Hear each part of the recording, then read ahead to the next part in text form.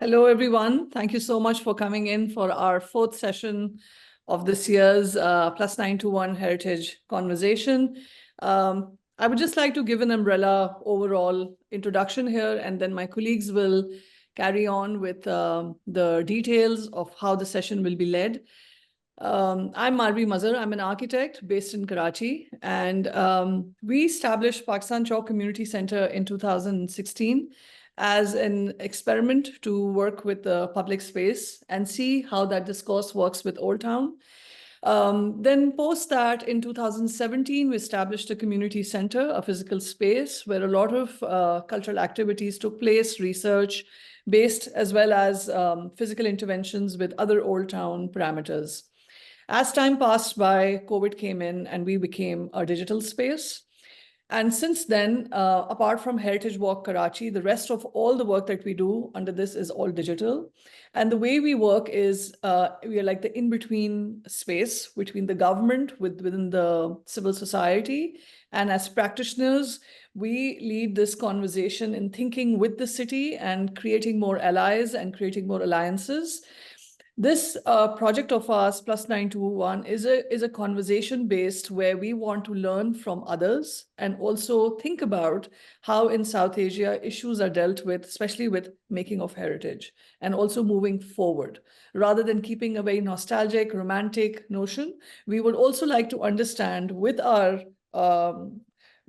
thinkers, with our partners, people who've been working very intensely in this outline, and also to look at projects, organizations, how they are dealing with.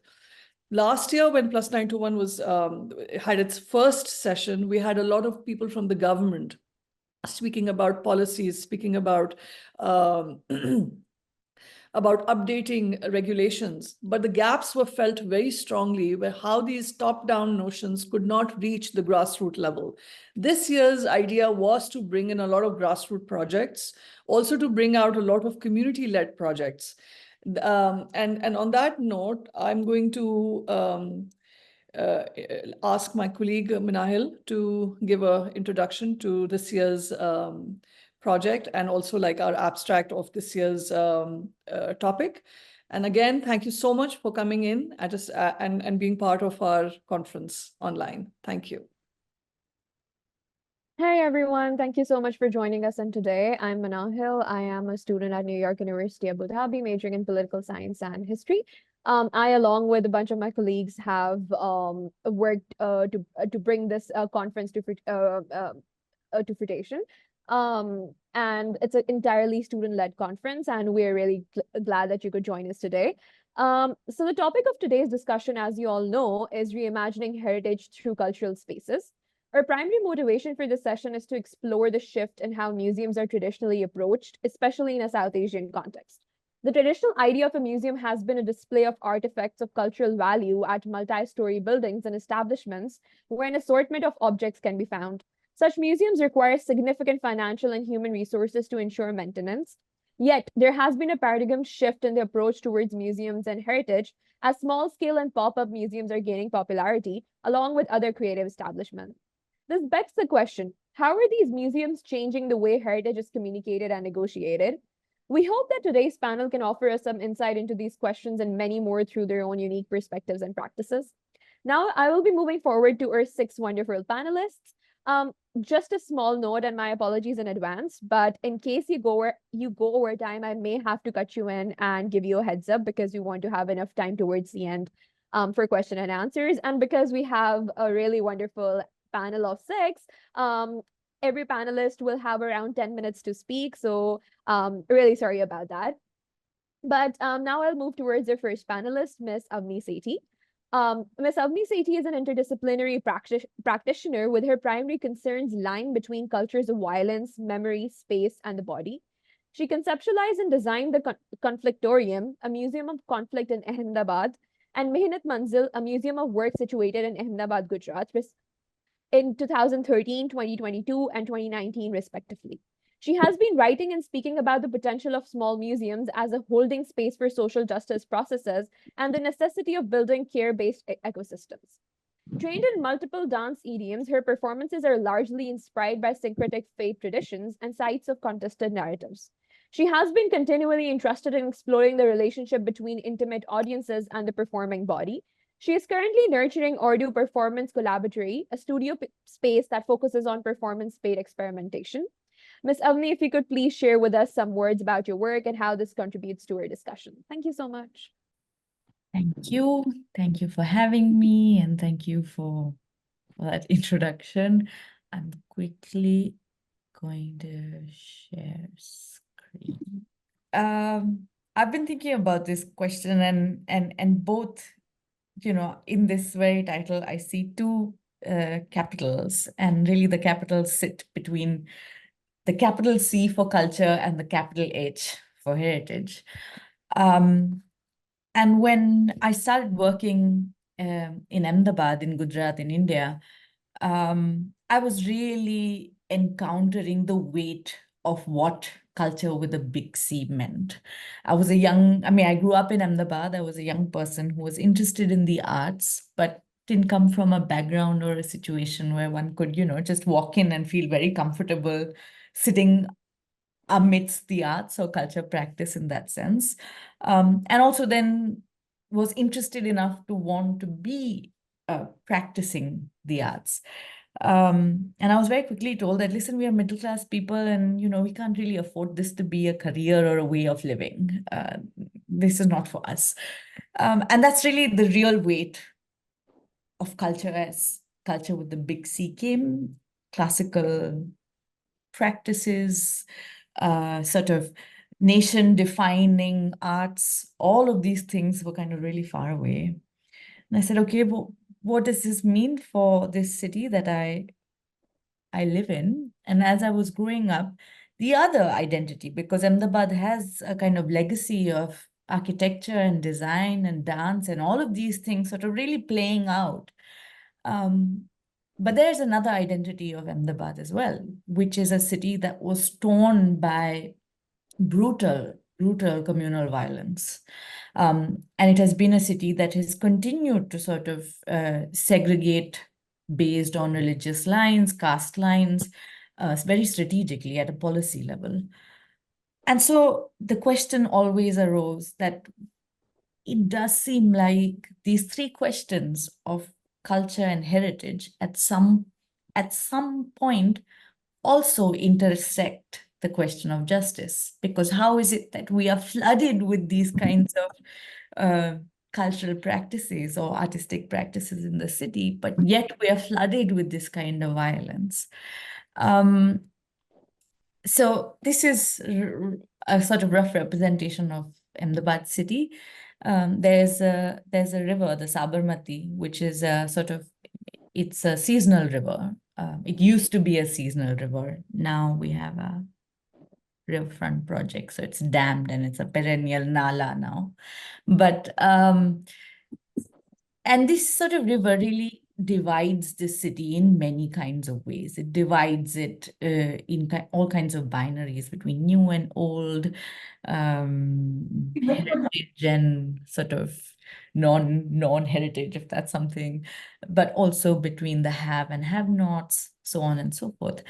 So in 2013, and I'll let the story be of how it all happened, but I founded a museum called the Conflictorium, or also known as the Museum of Conflict.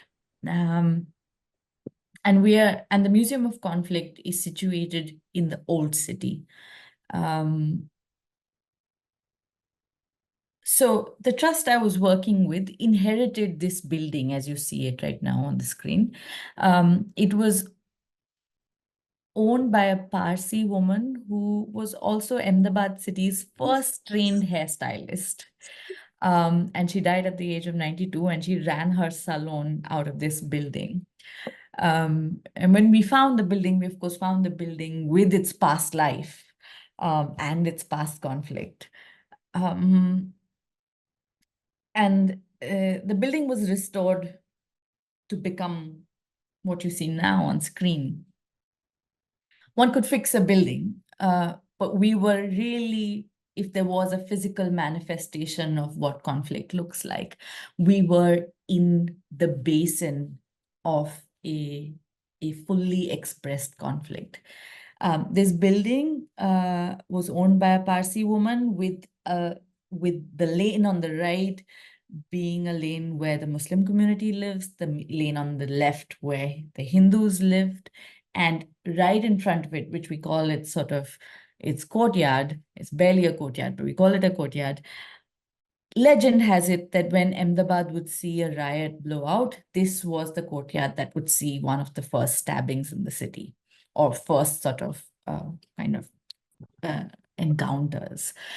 So we really inherited all of these realities, our past lives of this building. So on the other side, you see a little exhibit, which is actually telling the story of Bachuben Nagarwala, which is the story of the woman and her house and what it meant to be a single woman running a hair salon in this building, in this area. What does it mean to be a third religion within this kind of politically complex and historical situation, but it also sort of walks you through your own position and say, you came to the museum, you crossed the bridge, you crossed the river. And I often say that people in the city would imagine this museum as very far away. People in Ahmedabad say, oh, the conflict went very far. But that very far, or that very distance, is not that distance on the map, because it might be 6 or 7 or 8 kilometers from where people live. It's a psychological distance that the river has actually produced between the old city, which is largely Muslim and therefore largely minority, and the majority city sort of has really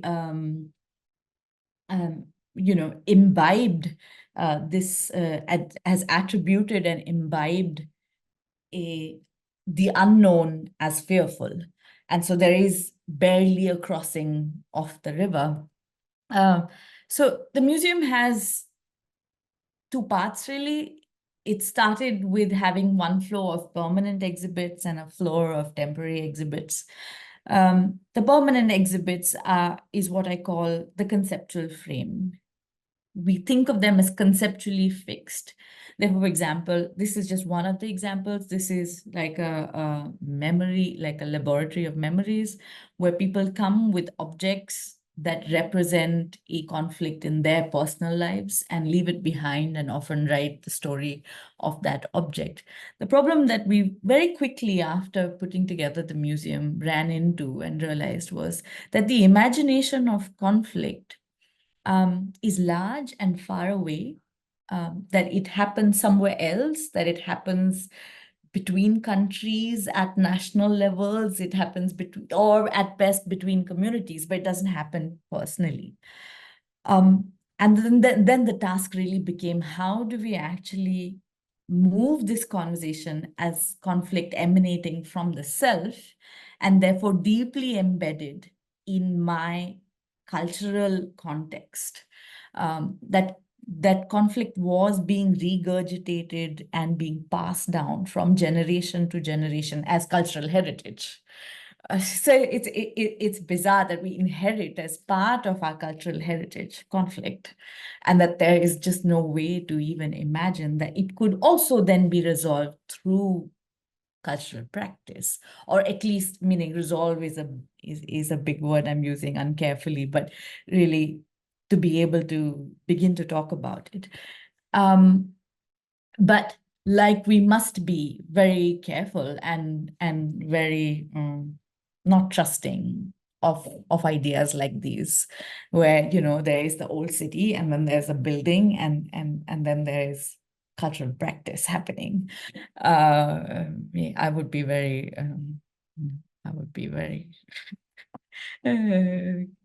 unsure if I heard something like that up from. So while we're in the building and being really unsure of what is it that we might be doing, where are we being interventionists and all the problems that comes with that? We actually were very fortunate to say, this is a building that has had its own past life. So there's the neighborhood. The neighborhood has engaged with this building in different ways at different points. And therefore, when we come in, do we come in as a cultural practice of a museum that's loaded with colonial etiquette and lexicon and all of these things, and really just adopt them and give them a big hug and say, okay, we are a museum now? Or we continue to think of the museum as spaces where the neighborhood has played hide and seek. It has gone in and out. It has used it to extend like electrical cables for Jagran in the night. It has, it has used it for its water supply. It has used it for many things that don't fit into the modern institutional structure. So while we want to inhabit this whole question of we want to have a difficult conversation that our city is not ready to have, but we don't want to embrace this language that we are inheriting of the ways of doing it.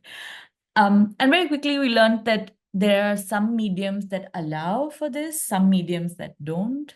And how do we bring in the medium that will allow us to speak to different kinds of audiences? So we have audiences from across the city who might be students of architecture and design, but we also have tourists, but we also have our neighborhood, but we also have someone who's read that there is an exhibition opening in the Gujarati newspaper.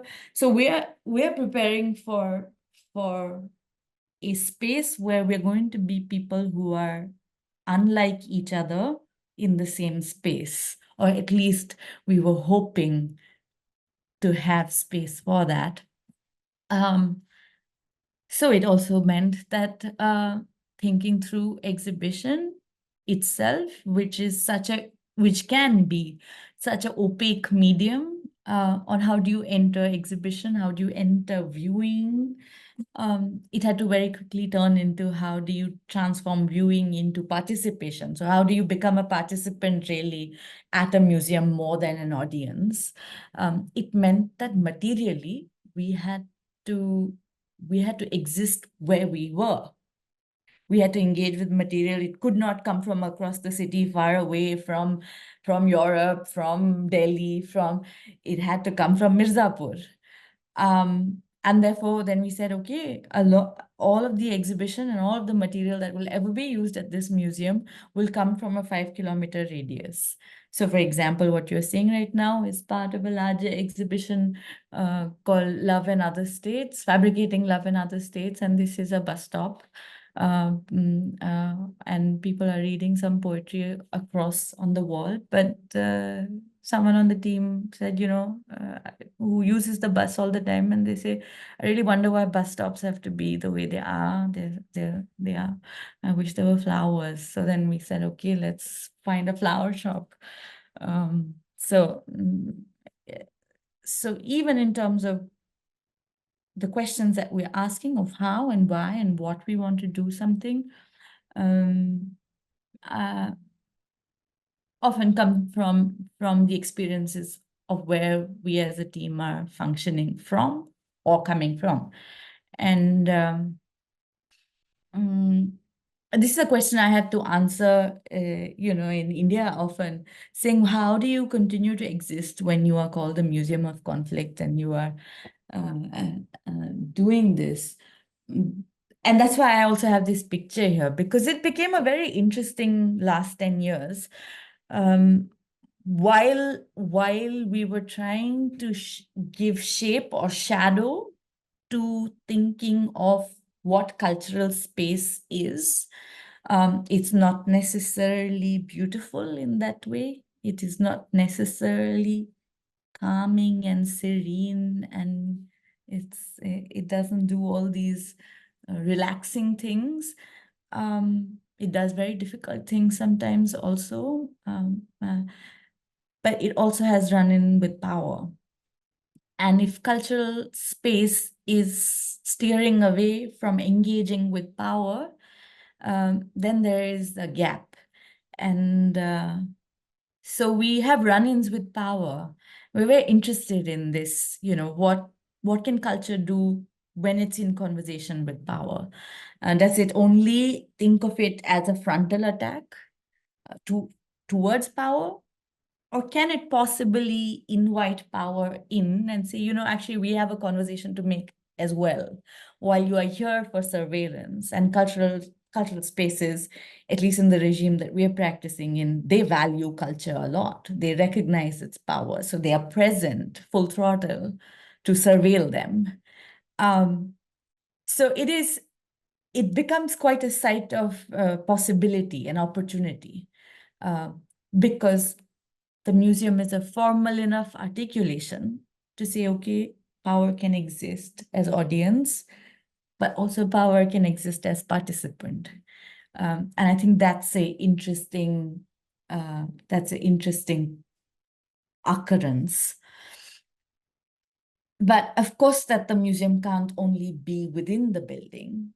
The museum must be museum outside the building. And one finds ways of being outside or being an inside-outside kind of place. So for example, the neighborhood we are in is a neighborhood where bands, people who run bands live. So they're rehearsing all the time, before they're going on a barat or something like that. So, we do something like hold a concert for 5 bands and who come and perform. It affords something to the band and it affords something to us. And we've been trying to find these intersecting ways where those affordances are shared and they don't only belong one way, and then, so you move one step out of the museum, but then you also move one step out in the world and say, "Oh, but we also want to make film and we also want to engage with the question of the built city as much as, and think of the infrastructure that's being built." And I was referring to the Riverfront project earlier. And this is a film, and it's available online for if any of you got interested. But Sabarmati and Its Lovers is a film that was actually interrogating how the making of the Riverfront project actually allowed for more people to die by suicide using the river.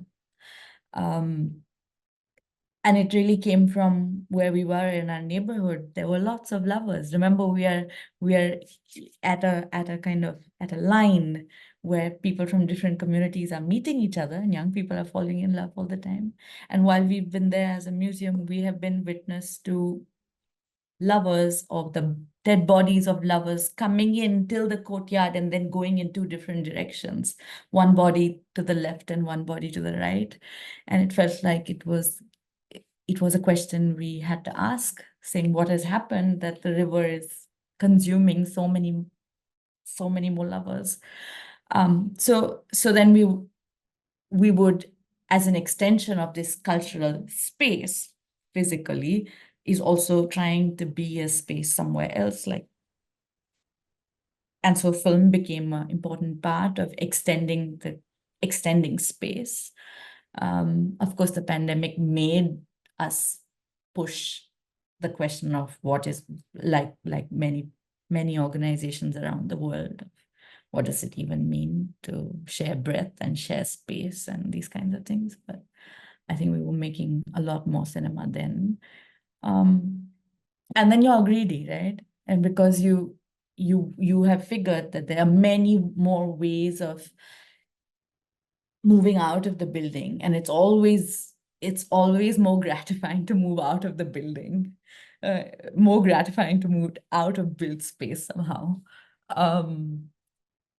And so we said, okay, now that we have encountered this question of building an infrastructure head on, let's examine and be in conversation with our friends across the country, saying, what happened to infrastructure in the arts, and what does a museum have to initiate as a conversation, coming from that neighborhood in Mirzapur to being in conversation with artists who cannot navigate the very complex art worlds,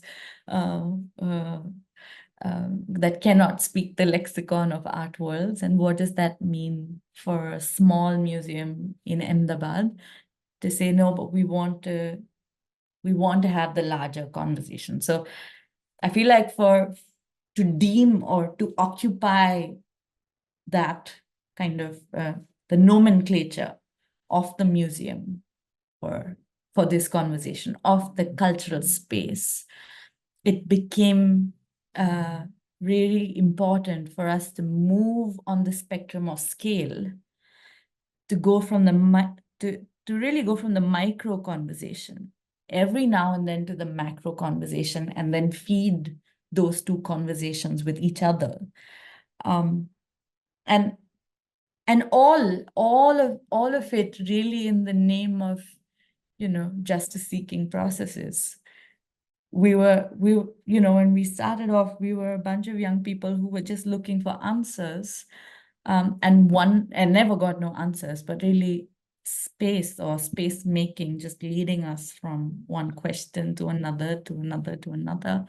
I mean, justice is still evasive and more complex and feels farther, but in the hope that we can at least argue that cultural spaces have the possibility of producing a kind of evidence. Avni, what a pleasure to hear all of this. I mean, thank you so much for highlighting some really important aspects of looking at a space. And I remember having this conversation with you on infrastructure, where we all were like talking about how, even if your own space, like how it's run, and you were thinking about making it very democratic. I mean, that's another conversation. We can, have another session on that.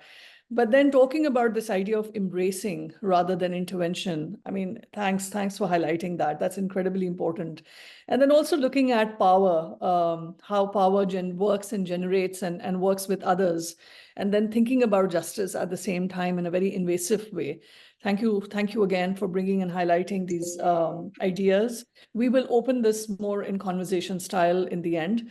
Till then, if any from the audience, if you have any questions, please put them in the chat box, and we will then lead on to the second speaker. Thank you. Thank you so much, Ms. Avni. That was beautiful, beautiful to listen to. With that, I would now like to introduce our second and third panelists of the day, Ms. Noor Ahmed and Mr. Syed Hussain, representing the Citizens Archive of Pakistan. The Citizens Archive of Pakistan is a not-for-profit organization dedicated to cultural and historical preservation, operating in Karachi, Lahore, and Islamabad, with wide outreach across Pakistan. They seek to foster an awareness of our nation's history and instill pride in Pakistani citizens about their heritage. They're passionate about sharing Pakistan's stories through educational outreach programs and various exhibitions, festivals, and museums that are attended by hundreds of thousands of visitors. Their vision is to develop Citizens Archive of Pakistan as the foremost museum and heritage center of Pakistan's history, culture, literature, and historical documentation. Representing Citizens Archive of Pakistan, we have Ms. Noor Ahmed, who is the General Manager of the Citizens Archive of Pakistan. Previously, Ms. Noor was part of the team curating her country's national pavilion, the Pakistan Pavilion at Dubai Expo 2020, which won the Silver Award from 192 participating countries at the World Expo. Her work and writings on contemporary art and culture have been published internationally. She is followed by Mr. Syed Hussain, who is a project manager at the Citizens Archive of Pakistan. An anthropologist by training, Mr. Syed has worked at the Smithsonian Institution's National Museum of Natural History and is the managing editor of the Folio books. He also teaches courses on anthropology and migration. I would now like to kindly invite Ms. Noor and Mr. Syed to tell us more about some of their work as individuals as well as part of Citizens Archive of Pakistan. Thank you. Thank you for having us. So I'm gonna focus on three different initiatives that Citizens Archive has run over the last sort of 10 to 15 years. And then my colleague Syed is gonna go into the details of sort of one specific project, and he'll take the topic in another direction. So I'm gonna give you a little bit of an overview of Citizens Archive for those of you who don't know. We're one of the most robust digital archives on South Asia, and chiefly our digital archive, primarily made of oral histories, as well as photographs, focuses on the 1947 partition, particularly the generation that underwent the largest mass migration. Our mission and our vision is to essentially build the digital archive, to curate from the digital archive public awareness exhibitions, and to build educational programming from the archive. So to this effect, I wanted to highlight sort of 3 specific projects. CAP began in 2007 with the Oral History Project, where, again, we wanted to sort of archive the generation that had underwent this mass migration. Today, our oral history has varied into many other topics, and it is over 5,000 oral histories strong and 650,000 images strong. When I talk about curation, sort of our foremost project that both Marvi Mazhar and Sofia Pelagamwala, who are also on this panel, were instrumental in sort of creating was the National History Museum. So National History Museum is actually a public-private partnership. It's a museum that is curated by CAP in 2018, and it continues to be curated and managed by CAP. And it was entirely curated from the CAP archive. It's also Pakistan's first digitally interactive museum. And since its opening in 2018, it's hosted over 400,000 visitors. Taking the idea of taking a digital archive, a national memory platform, and in 2018, creating sort of a physical museum space in Lahore for it.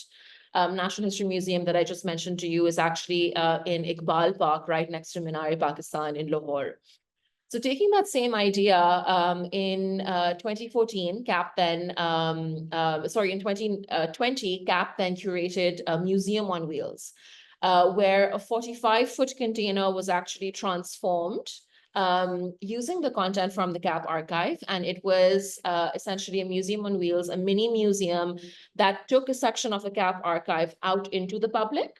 So then this heritage space was no longer defined by its physical parameters, by its physical space. It was a moving object. And additionally, CAP also actually had an oral history unit that would travel with this museum on wheels. So visitors to the museum were actually then also contributing to the museum. They would record their oral history and they would contribute to the museum as it would go from place to place. In 2020, it actually had a 13-town tour of interior Sindh, and it's scheduled to go to Punjab next year.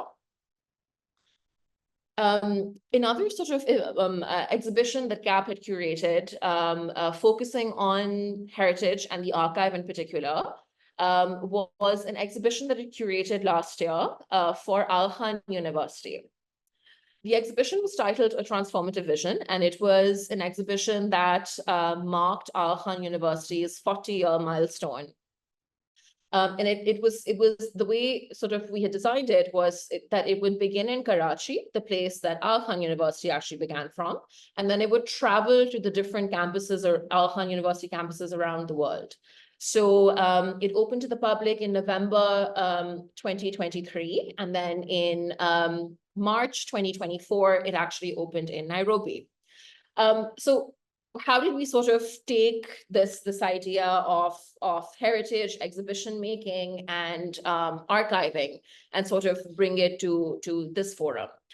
Well, I wanted to share with you, this is sort of an image of what the space looked like. We designed 5 different installations, all of which were designed to be movable, dismantleable, and then able to be assembled in its new space while taking on the history of that specific space. So this exhibition in Karachi, because this was the place where Al Khan University began, was Karachi focused and focused primarily, but not exclusively, on a lot of the innovation that took place in Pakistan. Whereas in Nairobi, the exhibition, using the same apparatus, the same immersive installations, then had updated content to do with that particular locale, to speak to their particular focus, using the same method of using oral histories to inform a curatorial narrative. I also wanted to share with you an image. So the image that's on your screen right now is an image from the CAP archive. And this image was really our starting off point that sort of, gave us our impetus to begin sort of the curatorial journey for this exhibition. And this is an image of Prince Karim Aga Khan, so Sultan Muhammad Shah Aga Khan, Prince Amin, and Prince Sadruddin. It was an image that was in our archive for about 12 years or so.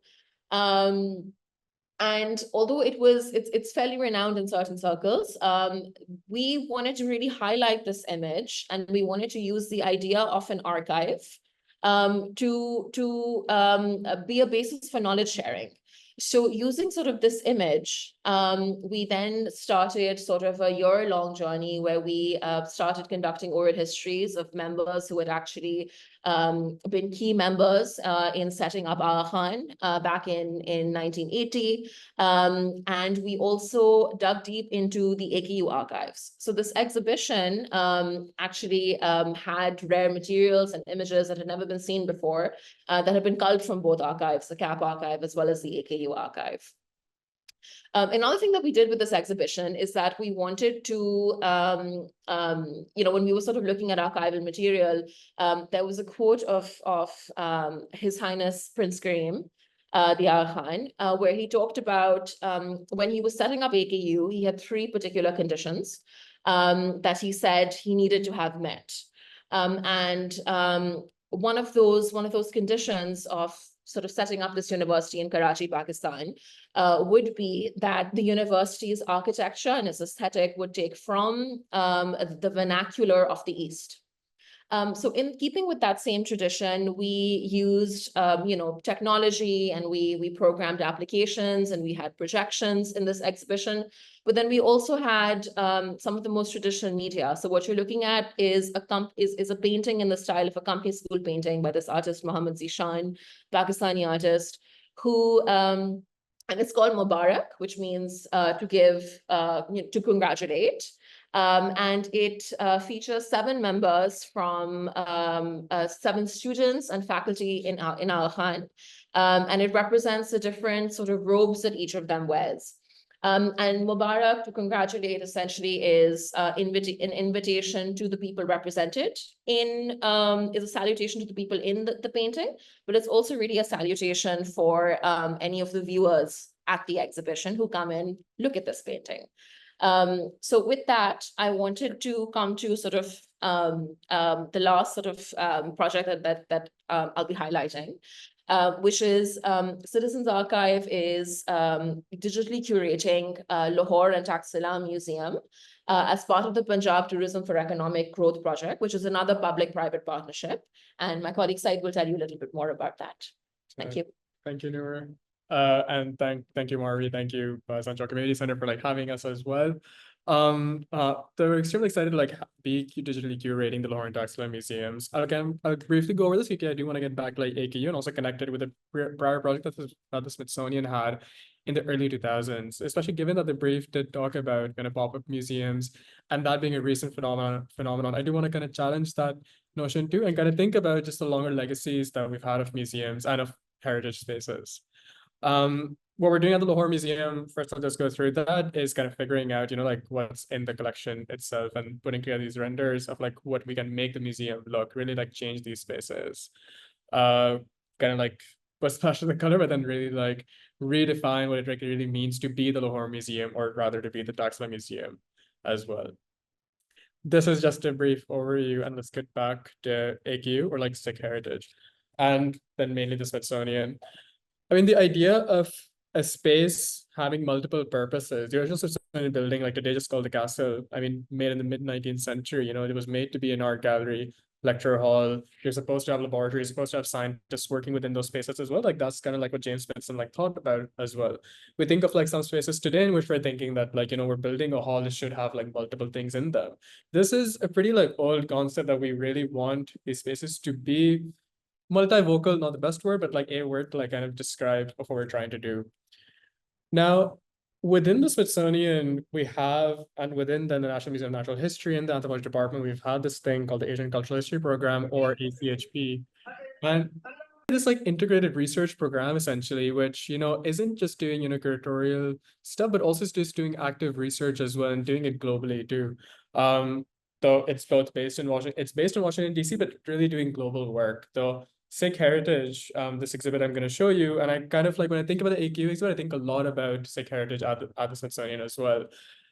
Mainly because we think about the fact that you look at Al-Khanis, Ismailis, Shia Imami Ismailis, and then you look at Sikhs, and you look at these like minority religions, which are actually quite sizable as well. So it's like they're not like hidden, but also like they're still a minority. How do you really exhibit this space, especially when you don't belong like from that religion either? And how do you really bring kind of ownership within them?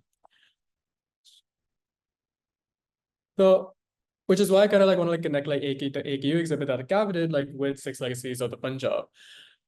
In the initial stages, when they were trying to think about what the exhibit could look like, they found this like singular vitrine. At the National History Museum, you can't really find any space to have exhibits being put in.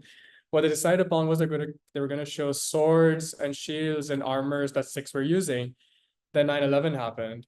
And in that moment, it was felt that if you showed any swords, no matter the amount of exhibition text and no matter how well it was written, the overwhelming notion would be because Sikhs were a martial race. And you have this idea of the Khalsa Sikh as well, being this martial race. So very similar to how like Pakhtuns are treated in Pakistan as well. You have Sikhs being treated in similar veins in India too. And if you had in a post 9/11 climate, and the first like racially motivated attack was against a Sikh in Arizona who was gunned down outside a petrol station. And that being the first racially motivated murder following 9/11 exactly, then how do you really showcase Sikhism? Then they decided in 2004 to kind of really go ahead with this exhibit. And then they created this like Sikh Heritage Committee within the Smithsonian, within ACHP, and invited kind of elders from not just from the Washington, DC area, but from throughout the US as well. And one of the luckier things that the Smithsonian had was there was a massive exhibit in 1999 at the V&A, at the Victoria and Albert Museum, in which you did have big time Sikh art collectors kind of have and present their work.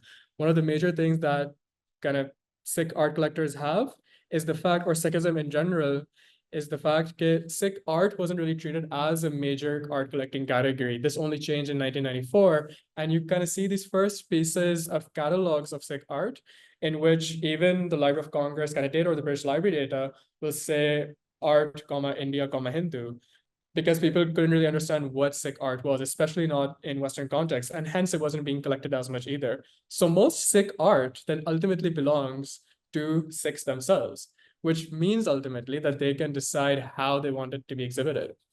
And one example that I'll just show quickly is the fact that in the 2004 exhibit at the Smithsonian, they actually used a prop in place of the actual Guru Granth Sahib, or the Sri Guru Granth Sahib as GGS, because you can't really display a Guru Granth Sahib in public. You have this like comparative notion that, it's the holy book of the Sikhs, the Quran is the holy books of Muslims. You can just like have it like in a showcase, but that's not really, there's a whole ritual, there's a whole tradition to show for the Guru Granth Sahib as well. And so the Smithsonian explained the fact you actually can't have the actual book in this exhibition space because of this very like immense religious significance. And hence you can use a prop to showcase this. And this only became a thing because you had Sikh elders being a massive part of the exhibit as well, as was AKU a part of the CAP exhibit. They kind of go back and forth of like what kind of text you want to display and like what images do we want to show as well. And then we did kind of they did show swords and armory, but that was in a much, much broader context of what they were hoping to achieve. And I'll conclude over there, making a golden temple, sending it over to the US as well to showcase what's possible. Thanks so much. more in detail about public-private partnership and showing the work process and the methodologies. I'll be really interested to know more about, and I'm sure you can expand on that, on the intimacy of this process of archiving. And we can expand on that later in our conversation, and what Citizens Archive is also working with so closely with the government. What are the shortcomings? What are the political challenges? So maybe if you could highlight that, because the overall idea we're talking about, like these big museums versus small museums, and how does that work, and the politics of that museum, how is that conversing with the public? I mean, of course, the mobile Museum on Wheels was a very important case study, but how does that lead into talking about the infrastructural making of the infrastructure in that context? So let's talk about that. Let's make some points on the intimacy of the archives, and also what does it mean to have like this public-private partnership. Thank you again for showing your work. Thank you so much, Ms. Noor and Mr. Saeed. With that, I would like to introduce our fourth panelist of the day, Ms. Sophia Balagamwala. Ms. Sophia Balagamwala is a multidisciplinary artist and researcher based in Karachi. Her practice merges real and fabricated events to explore questions of nationhood, histories, and the museum complex in South Asia. She has previously worked as the lead curator of the National History Museum in Lahore and is currently an advisor for the Citizens Archive of Pakistan.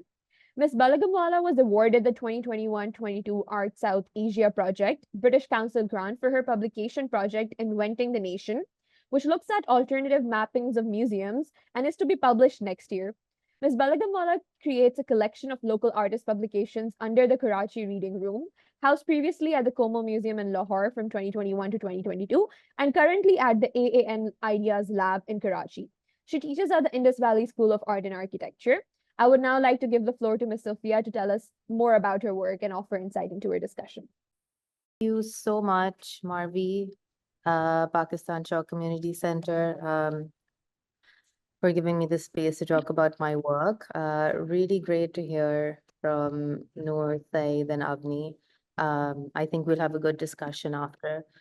So what I've done is I've really sort of latched on to this reimagining word and gotten a bit carried away. And so I will not be answering or speaking to a lot of the questions about, say, public-private partnerships. But I am really, really interested in the word reimagining, and I'm interested in how fiction, how the imagination can be used as a tool to think through museum and cultural spaces in new and different ways. So what I'm going to do is I'm going to take you through, oh, that's really distracting, sorry. I'm going to take you through two of, it's also happening here. Okay, I'm going to take you through a publication project that I've been working on for about the past 2 years, and it's hopefully going to be published next year. And so this is a grant with Art South Asia Project and the British Council. And the initial idea was to look at, I'm really interested in working collaboratively with projects such as this. So I was interested in looking at colonial entanglements between Pakistani and UK museums, but also sort of the colonial and imperial legacies within museums in Pakistan, and what that sort of said about, self-identification within the museum, its curatorial programming, and then what the project became is a sort of mapping of 3 specific museums, which were the British Museum in London, the Lahore Museum in Lahore, and the National Museum of Pakistan in Karachi. There was also a workshop with Marvi at Frey Hall, but I'm only going to speak because of time briefly about 2 of the projects in this publication. So, okay, so I'm going to start with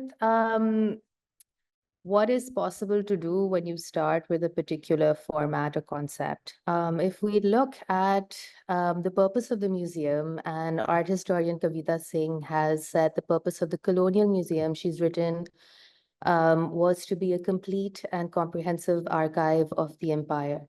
And so if this is how you start, then if you continue to have museums, the question is, are you perpetuating the colonial formats? Are you perpetuating a kind of colonial violence by continuing certain legacies within the museum? Yes, it's part of our heritage and history, but are you just continuing certain formats? And what can you do with those?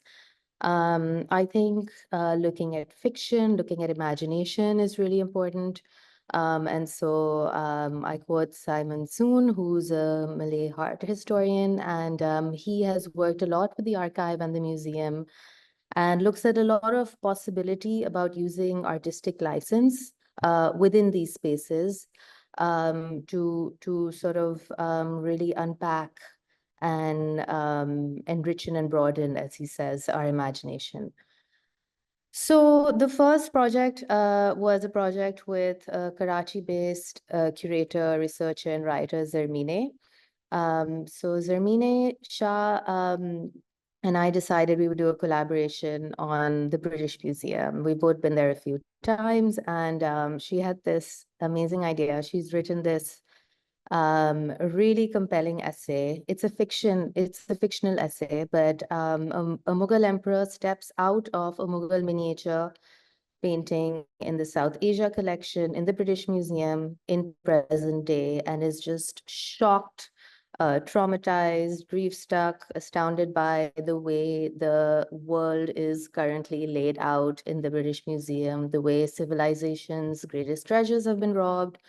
What is the way that the world has been divided up and organized? The fact that there are remnants of really, really important civilizations, deities.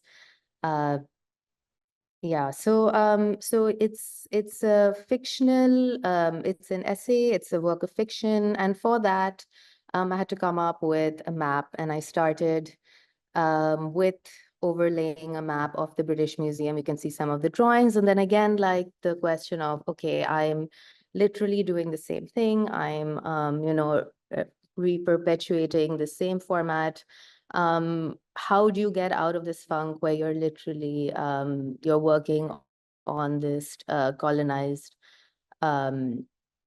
formation and understanding of things.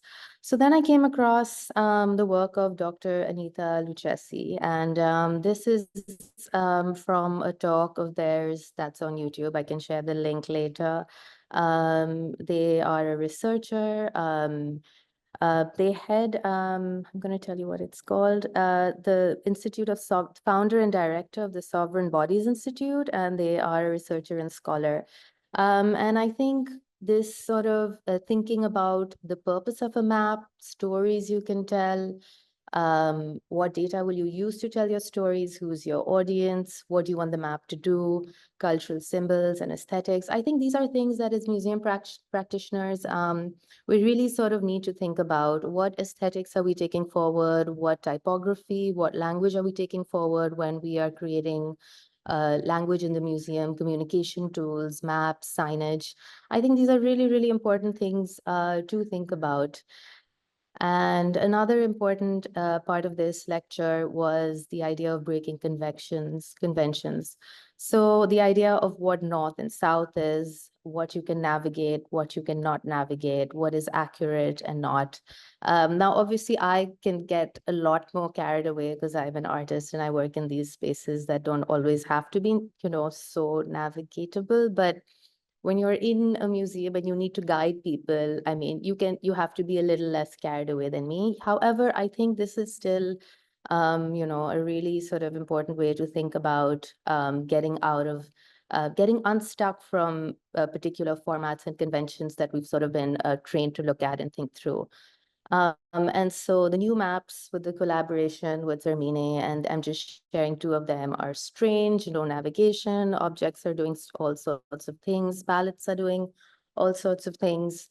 And it's just, a breakaway from what we think that a map needs to do, should do.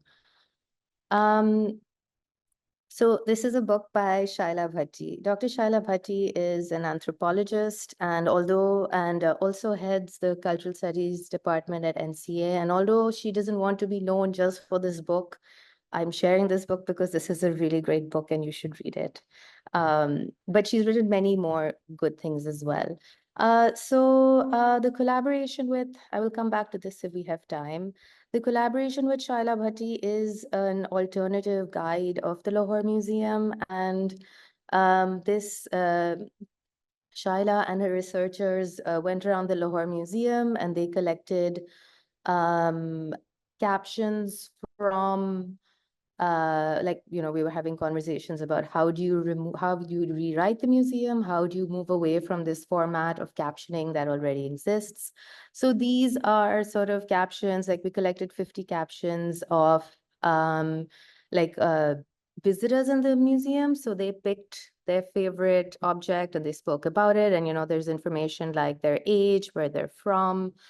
And then I've drawn them in a very, if it's going to be an alternative guide, then, you can go really alternative. So then the drawings, the point of view, all of this, you can really sort of change how everything exists within the context of the map.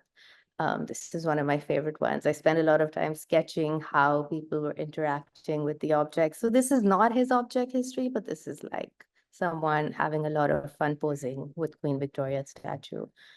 And then just a more serious note on captions, I found that, again, when you're thinking about, how do we not re-perpetuate the violence of language, sometimes it's important to let the violence stay there, so to not erase a history of violence. And one example I would say is the Pitt Rivers Museum at Oxford. I don't know where my guide is. I think I lent it to someone because I love sharing it with everyone because I'm so excited by it. But essentially what they've done is these captions that you see here, there are very problematic captions in this museum that when it was set up, they were used to describe objects. And instead of completely removing them and rectifying them, there is acknowledgement that these labels are pressed, that the past is present, that, knowledge was controlled. And all of this is acknowledged. And then with the initial caption, there are sort of, those are still there, but then there's new information, correct information. No, all of the objects have not gone back. Obviously, that would be way more helpful. But what I mean to express by this is that even showing a legacy of the change of language is I think, a very important exercise when talking about language in the museum. Erasure is also erasing that this violence took place. The publication project in process. So this is, again, like, I'm taking fiction quite seriously.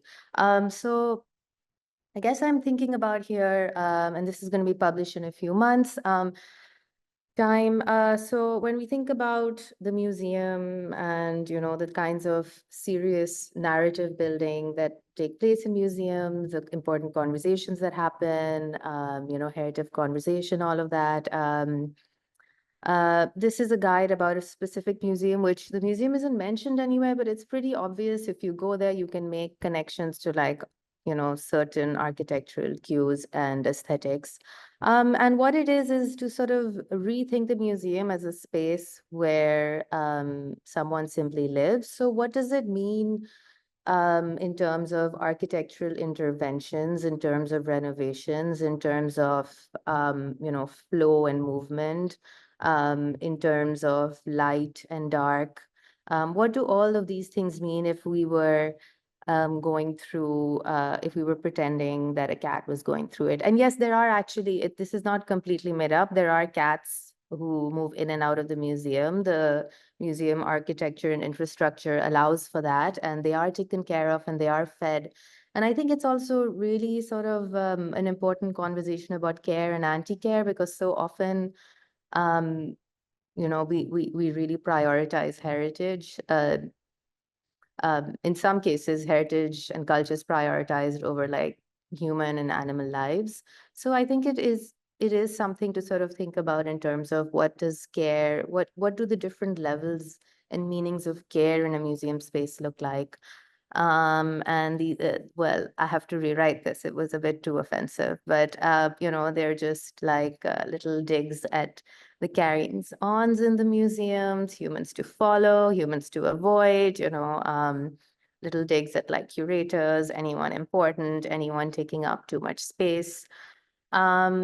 So yes, that is it. I mean, I know that when we were talking about this session and we were talking about reimagining, I would be really interested for you to expand more on the idea of later on. And I know that how you work and imagination is a very important part of even when you and I are part of like panels or advising, that one thing that you and I both play is that I go for this practical side and you go for this more creative and conceptual and more imagination side, which always brings the idea of a museum together, thinking from that political grounds.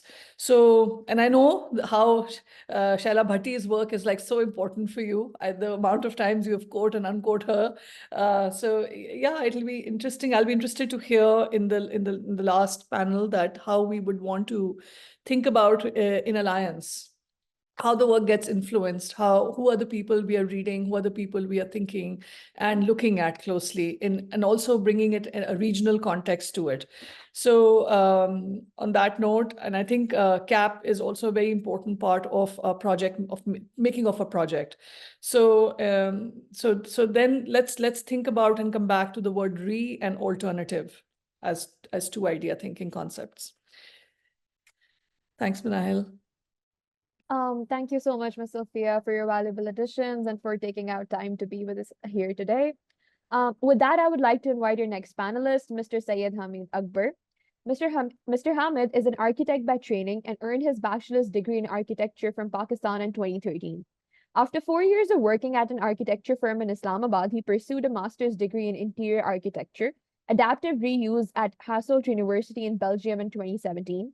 His master's thesis titled Mosque as House of Community, Adaptive Reuse of Mosque Rajgan in Khanpur, Pakistan, explored the adaptive reuse potential of historic mosque. Currently, he is part of the research group Trace Heritage and Adaptive Reuse at the Faculty of Architecture and Arts, Hasselt University, and is working on his doctoral dissertation focused on the adaptive reuse of British-era protected heritage in Karachi, Pakistan. Mr. Hamid, I would now like to request that you share with us a little about your work and insights. Thank you for inviting me and to talk on the topic of reimagining heritage through cultural spaces.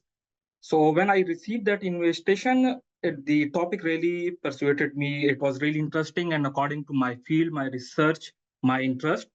So I thought, why not I should base my today's speak on my personal experience, exploration, and feelings, which I have gained through living in Belgium and exploring Europe and also some parts of Pakistan.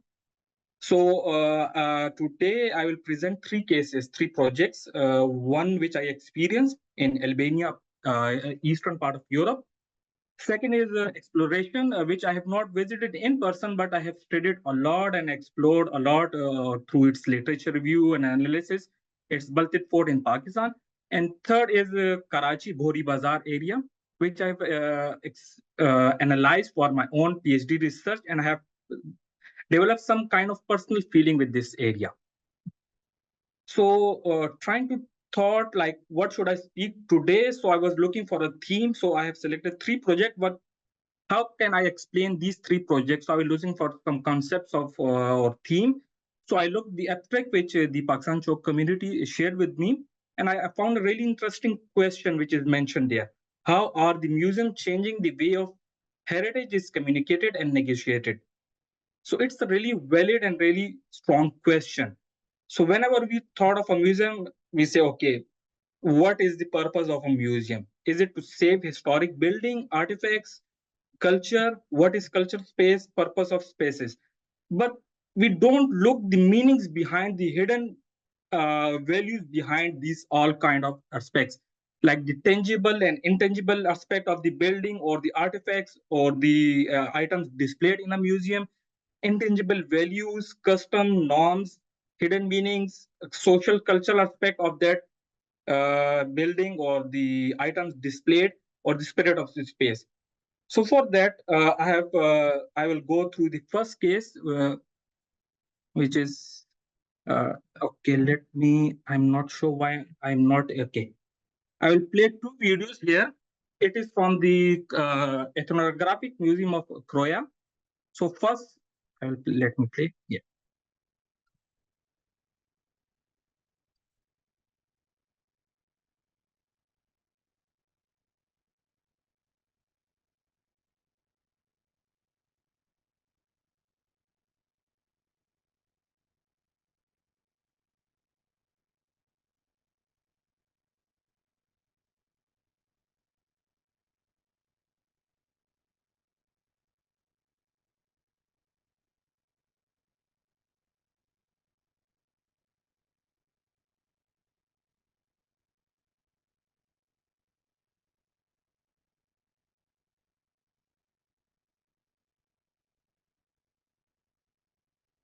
So the first video you saw, it's from the second floor, and to preserve this building, it's a 17th century Ottoman style building, and they adopted a typical top-down approach to preserve this building. And but when they come inside of the building, they went for the bottom-up approach, I will say, or the intangible value or aspect or the custom and norm to introduce this kind of function in the building.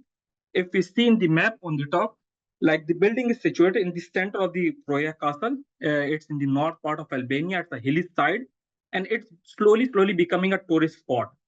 And becoming a tourist spot, we all know slowly the original historic built heritage start losing its existence to the new high-rise, multi-story, multi-functional building. And we can see that in the image on the right side.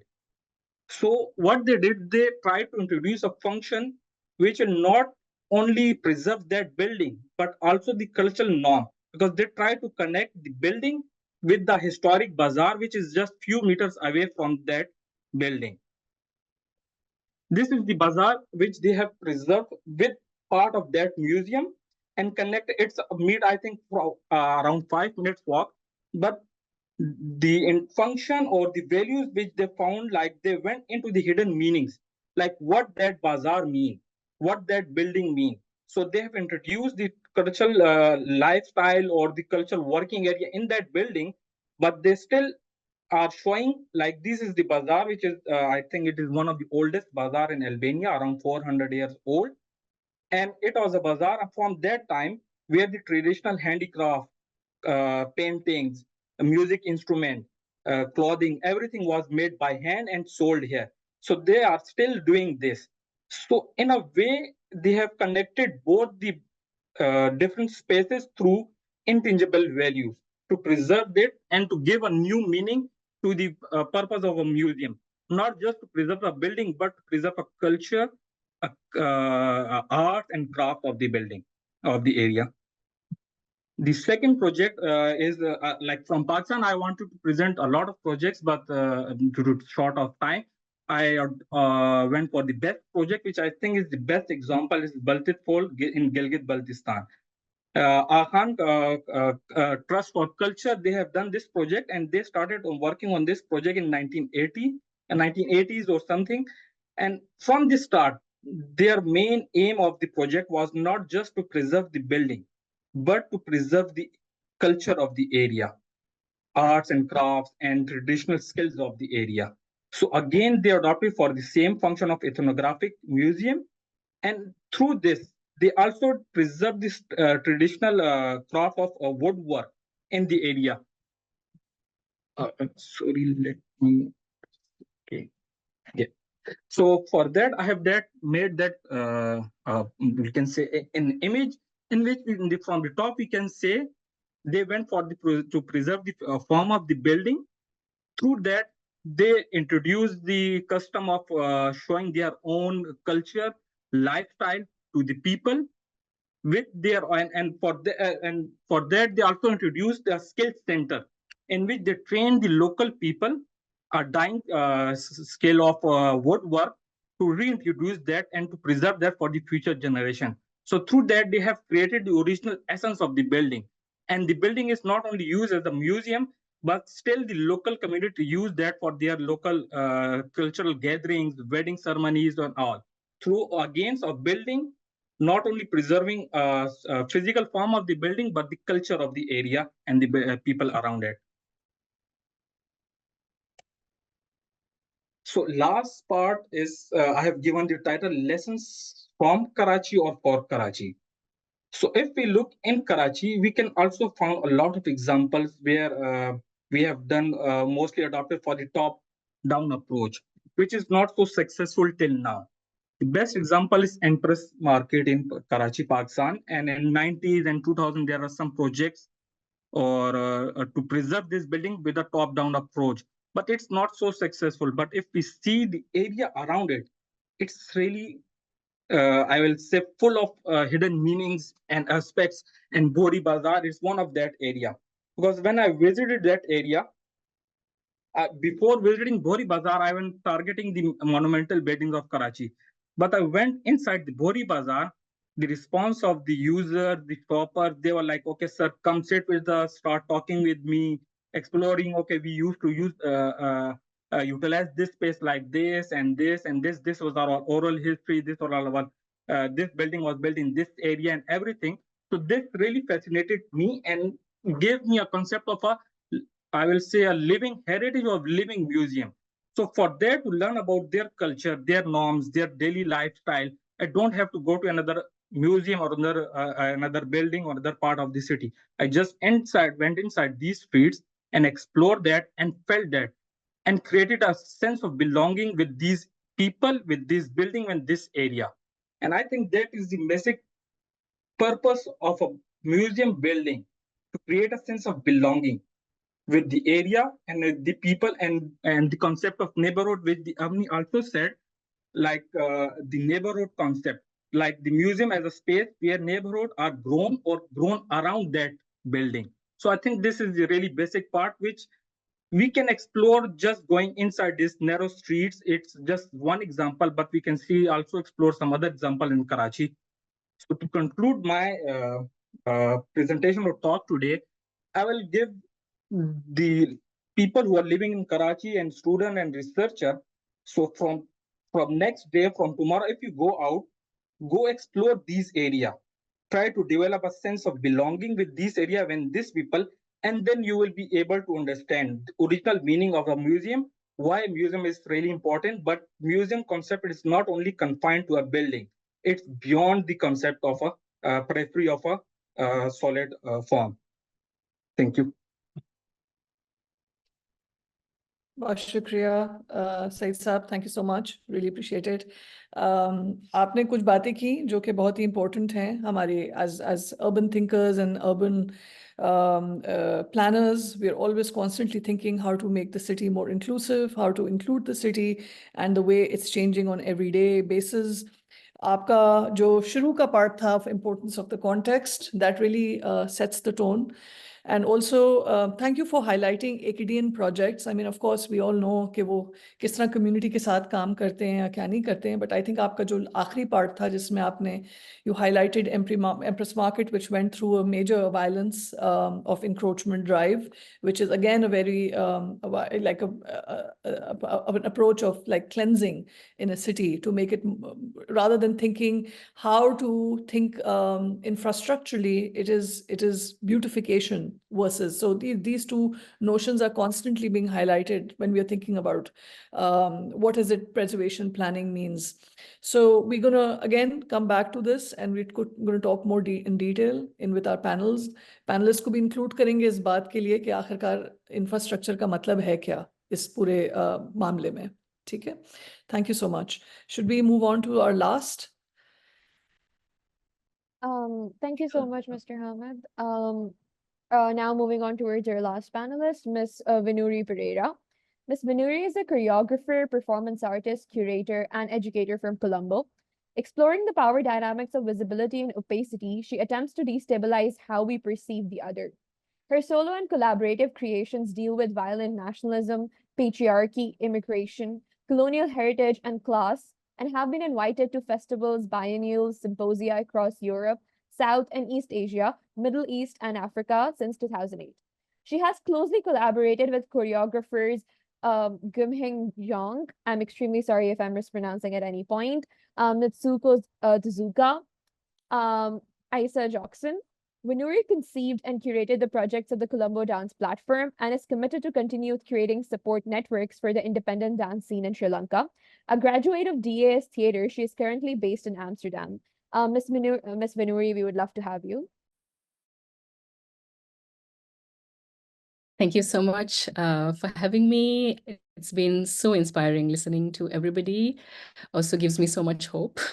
And also just start to miss home very much because right now I'm not in Sri Lanka. I will be going in July back home briefly, but I'm in Amsterdam and yeah, being kind of in this in-between state for a while, and that also creates other things. But yeah, I just also want to say that I have no experience with creating or curating museums or really the visual arts. I work with my body, but space is super important for me because of that. And the desire for coming together, bringing other bodies to come together is kind of like, I think the thing that has been trying to do in different ways. And I also find myself that I've been rejecting being part of or creating institutions. And I find myself, I like to be on the borders or in this in-between space of collaborating, kind of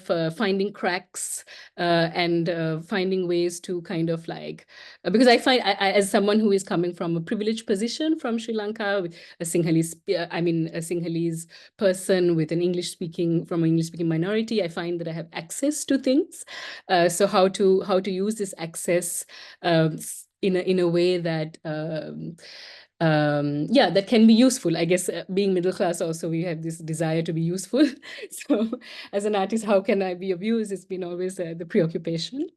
Another thing in my practice, I guess I'm trying to embrace chaos and vulnerability. So I will share I don't have a proper presentation in that sense. I have some images and hopefully going through these images, I will just kind of talk and hopefully, you know, we can follow. Okay, so this is it, I think. Let me know. I'm also not very savvy with this. So this is the Goethe Institute. Oh, wait, is it? How do I? The Goethe Institute, I don't know how it is for Pakistan, but for Sri Lanka, the Goethe Institute has been the main space that a lot of artists, I would like to say, collaborate with. There's a lot of problems behind the fact that the Goethe Institute is one of the only bodies that really has been over the larger period funding the arts, visual arts, film, and it also is the space that started to create this Colombo Dance Platform, which I then started to curate the programs of with the support from the Goethe Institute. But the one good thing about it is that it is the space has become a very open space. I'm sure if anyone has visited Sri Lanka, you probably have been to something or the other at this place. It's an old colonial building, and we kind of go in whenever we want, and we do the things that we want to do, and with not many questions asked. And this is actually not so possible in many places. So we found ways to somehow create this, to make this into like, make it ours in some way. But again, in the last years, there has been lots of reconstruction with each time a new head comes, you have to find different ways to negotiate with the heads of these institutes. And I think that it's becoming less and less possible, which also then creates the possibility for us to think about, you know, other ways of, creating our own spaces. This is an image from a festival that I curated, which was a lot. Most of it we did in the University of Visual and Performing Arts University, and the reason I did that because I found that a lot of so because we don't have really, and this is an image of Malika, where a festival that we had, which was also we don't have like until the MMCA started recently, which is also doesn't have a really a space for itself. It's now been running out of a shopping mall in the last years. Curated by Shamini Pereira and Sandev Handy. And so mostly it's the festivals and the biennales that have been a space where, you know, something happens, and the rest of the time, not so much. But what you find is that space is so subject to class. Like if a biennale happens in a certain building, a lot of people do not come because it is really the times when a biennale doesn't happen, it's really very specific to a certain middle class or the elite. So I was trying to figure out how to create a festival where we could invite and allow for students of visual arts and also people who are not from the same communities together. But then, of course, there are other issues of censorship and bureaucracy that we have to, of course, deal with, which I'm sure everybody's familiar with. And this particular piece was quite a political piece, which also had some nudity in it. So, but I was also quite insistent to talk about it because it was to do with gang rape, and there was this topic that was coming up a lot in Sri Lanka, and we needed to address it. But the Goethe Institute then again happens to be this place where we could, of course, there's a possibility of neutrality, and then we can kind of also do subversive things in the space. So we had the rest of the festival in the Visual and Performing Arts University, and only this particular performance in the Goethe. So in that sense, it does provide for something, you know.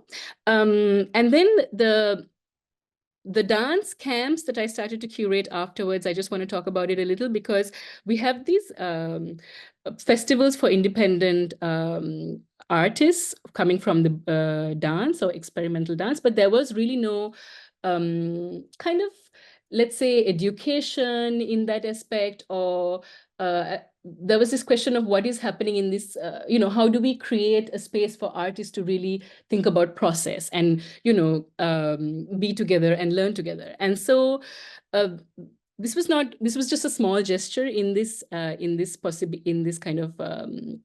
kind of direction. And of course, Sri Lanka, it's very hard to find not so beautiful places in Sri Lanka. We have, you know, it's a paradise island. And what we found was there's like these lot of tourist places, right? So this is a kite surf Lanka. It's a tourist kind of destination generally. And we collaborated with them to a time when it's like low season. And we kind of took over this space for 2 weeks. And we inhabited this space, and we also had artists coming from different parts of the island. We didn't want to do it in Colombo because, again, Colombo means that it is a space for the people coming from the city. It's a Sinhalese heavy space. So here we had people coming from Jaffna, Batticaloa, and different parts of the island. Actually, in the end, nobody from Colombo except me was in this space. And this was, I think, a very important kind of moment for me, particularly because selfishly, I was craving community. And what happened was the fact that us living together in a space where we were insisting on non-hierarchical way of being. A lot of these people also come from university education, and there's like a lot of hierarchies and things that they were used to in how things are shared.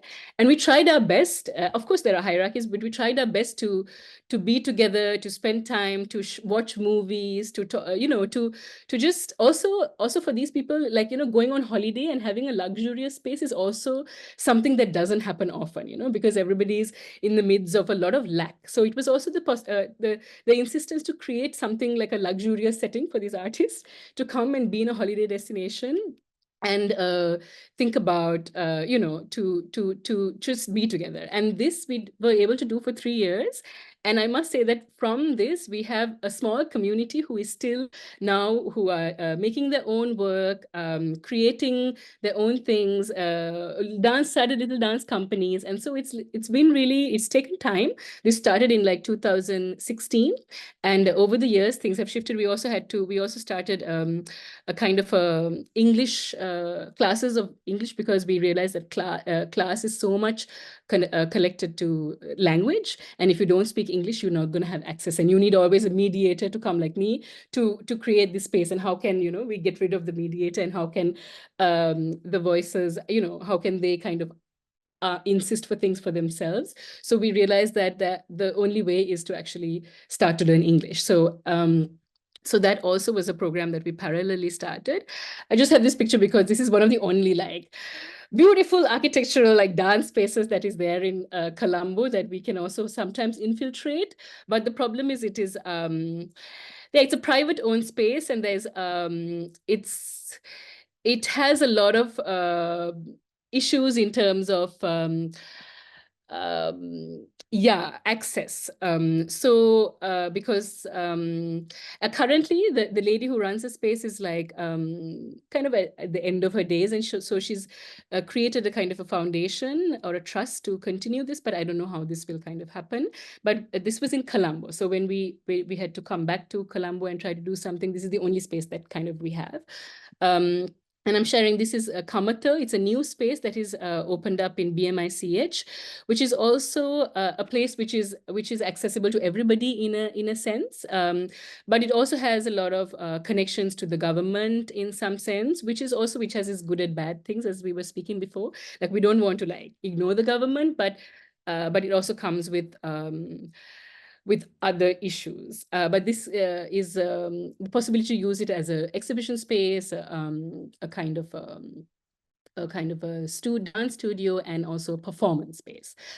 This is actually my mother's house, but I have a picture of this because it's also one thing. It's a repurpose. We inherited kind of buildings and bricks and everything from a building that was broken down, and we were able to build this house with old things, recycle it.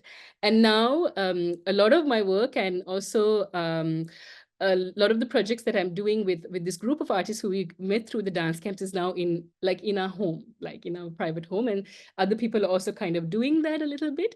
And this is a project that I was able to go back a couple of years ago, last year actually, and it was an excuse to bring everybody back who was dispersed, and we lived together for 2 weeks, and we were looking at this book that was, we were trying to question who is allowed to talk about history, looking at everyday storytelling and objects, and coming together to re-look at history, because of course, as you know, heritage and culture and history is so problematic in terms of Sri Lanka, and the conflict, and so many things have still not been really answered. And this group of people who come from different parts of the island, even though we've been living together and becoming friends over the years, there were a lot of things that have not been addressed really. And after many, many years of slowly getting to know each other, this time with this book and looking at objects and history, we were able to actually, I would say, meet each other even in a deeper level. Then I just quickly, okay, I don't know how much time I have, but I just talk about, okay, I'm not going to show this video, but this is again about, it's a heritage space, the Sapumal Foundation, which was a catalyst to a series of performances called the Roadside Ninja series that I started. And then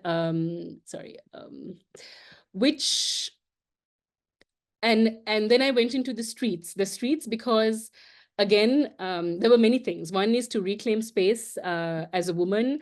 Being on the streets and covering my face was a way of kind of hiding identity, class, gender, different things.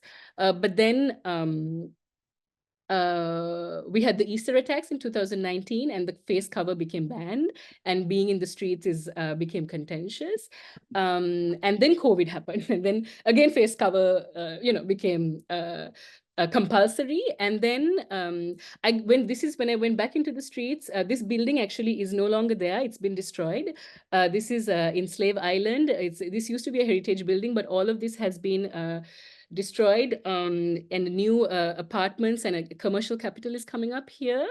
And I just saw this board, try a new solo, and then I was like, this is a great start to try to find a way to be in public and find a way to reconnect, because we found that we were all becoming very with COVID and everything, we started to be more fearful of the other.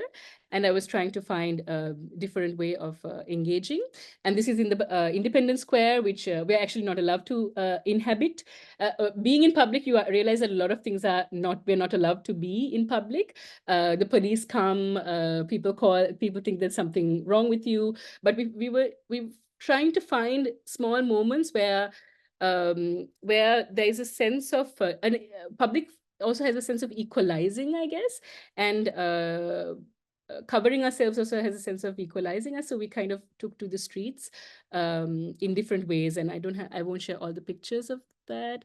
This is also a repurposing of a nightclub that we did to find other ways of inhabiting.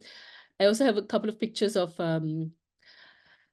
I started to live together with 3 other people, Sandev Handy and Halik Aziz. And we then started a collective called the Packet, which was our desire, which was, we used to say like, we're the smallest artist collective in Sri Lanka because we live in the same apartment. And this actually has snowballed into quite an interesting thing. But this was our way of, we wanted to kind of think together, because none of them, I work with the body. One is a photographer, one is a museum curator, one is a poet. And we were thinking of how living together and sharing together is another model for community building, and also then creating a collective, and how we can kind of, think about going against the curators and, you know, these discourses that are created from the outside. But interestingly, COVID happened, and then this community gathering became a major discourse. And then I think the Packet really went back into the system of museums and these things. And so I think it was not, in that way, it was not successful, but for the careers of the artists, I think it was quite successful. So, I mean, we can question this. But then I just wanted to share the final thing that because of this desire for space and not having space, I was wanting to, and also I come from a family that I know that I'm going to inherit some land, and I wanted to then build a residency space for artists to gather and be, because actually this doesn't exist as well so far. But then this is a house that is no longer being used. It's my grandparents' house, which belongs to the entire, I don't know, 35 people in the family. And I'm actually in the talks right now to start a foundation and a trust with a board of with some board members to try to take on this house as a residency space. And it's in a kind of it's in Kitulgala, which is not in the city, but it's in a space which is a rainforest near a river. And it's also my hometown, my village. And I'm also quite interested in changing my relationship to this space and to the town. This is another colonial building that is kind of like, you know, falling apart. But I think there's so much potential in this. And also there's another third building, which is more really in the middle of the town. And I imagine that this could be a place where the people in the town could also occupy and take over and do things with. But this is really the beginnings of these ideas and thoughts. And currently, I'm part of a collective of artists, which we are called Portals Next. We from the Philippines, South Africa, India, and we are also in the process of kind of trying to share ideas of how we are thinking of occupying and creating artist-led spaces that can host people over a long period of time, going very deep into our context, but being connected, kind of internationally, but also trying to move away from this Central European kind of, because the money comes from Europe and everybody feels that we need to go to Europe. I'm currently in Europe, but how can we kind of move away from Europe and find ways of sharing with these other spaces and artists? I think I'll stop there. Sorry for the chaos. No, but, no, thank you so much, Manuri. Really appreciate it. Thank you for sharing all those incredible images. I'm really interested in your like the first two parts that you shared about like access and engaging with different ways of engaging. And I like the way like the political context of like how you're thinking about making of new spaces. I mean, I think rather than, you know, how you took over these corridors, these streets, and that led to a conversation of like creating newer spaces and third spaces, thinking from that aspect. And also the idea of inhabiting. I mean, we loosely use the word intervention, we loosely use the word curation, but actually just the way going back to what Avni had mentioned about embracing, it leads me into this last section of inhabiting, and then, you know, kind of like joining all of these incredible nexus of how each one of you thought about public spaces and then cultural interventions. Let's talk about more now. On that note, I would like to. I'm glad Zara Zulfikar is here. I mean, she started this incredible project called Lahore Kitab House. Zara, can you hear us? I mean, are you there?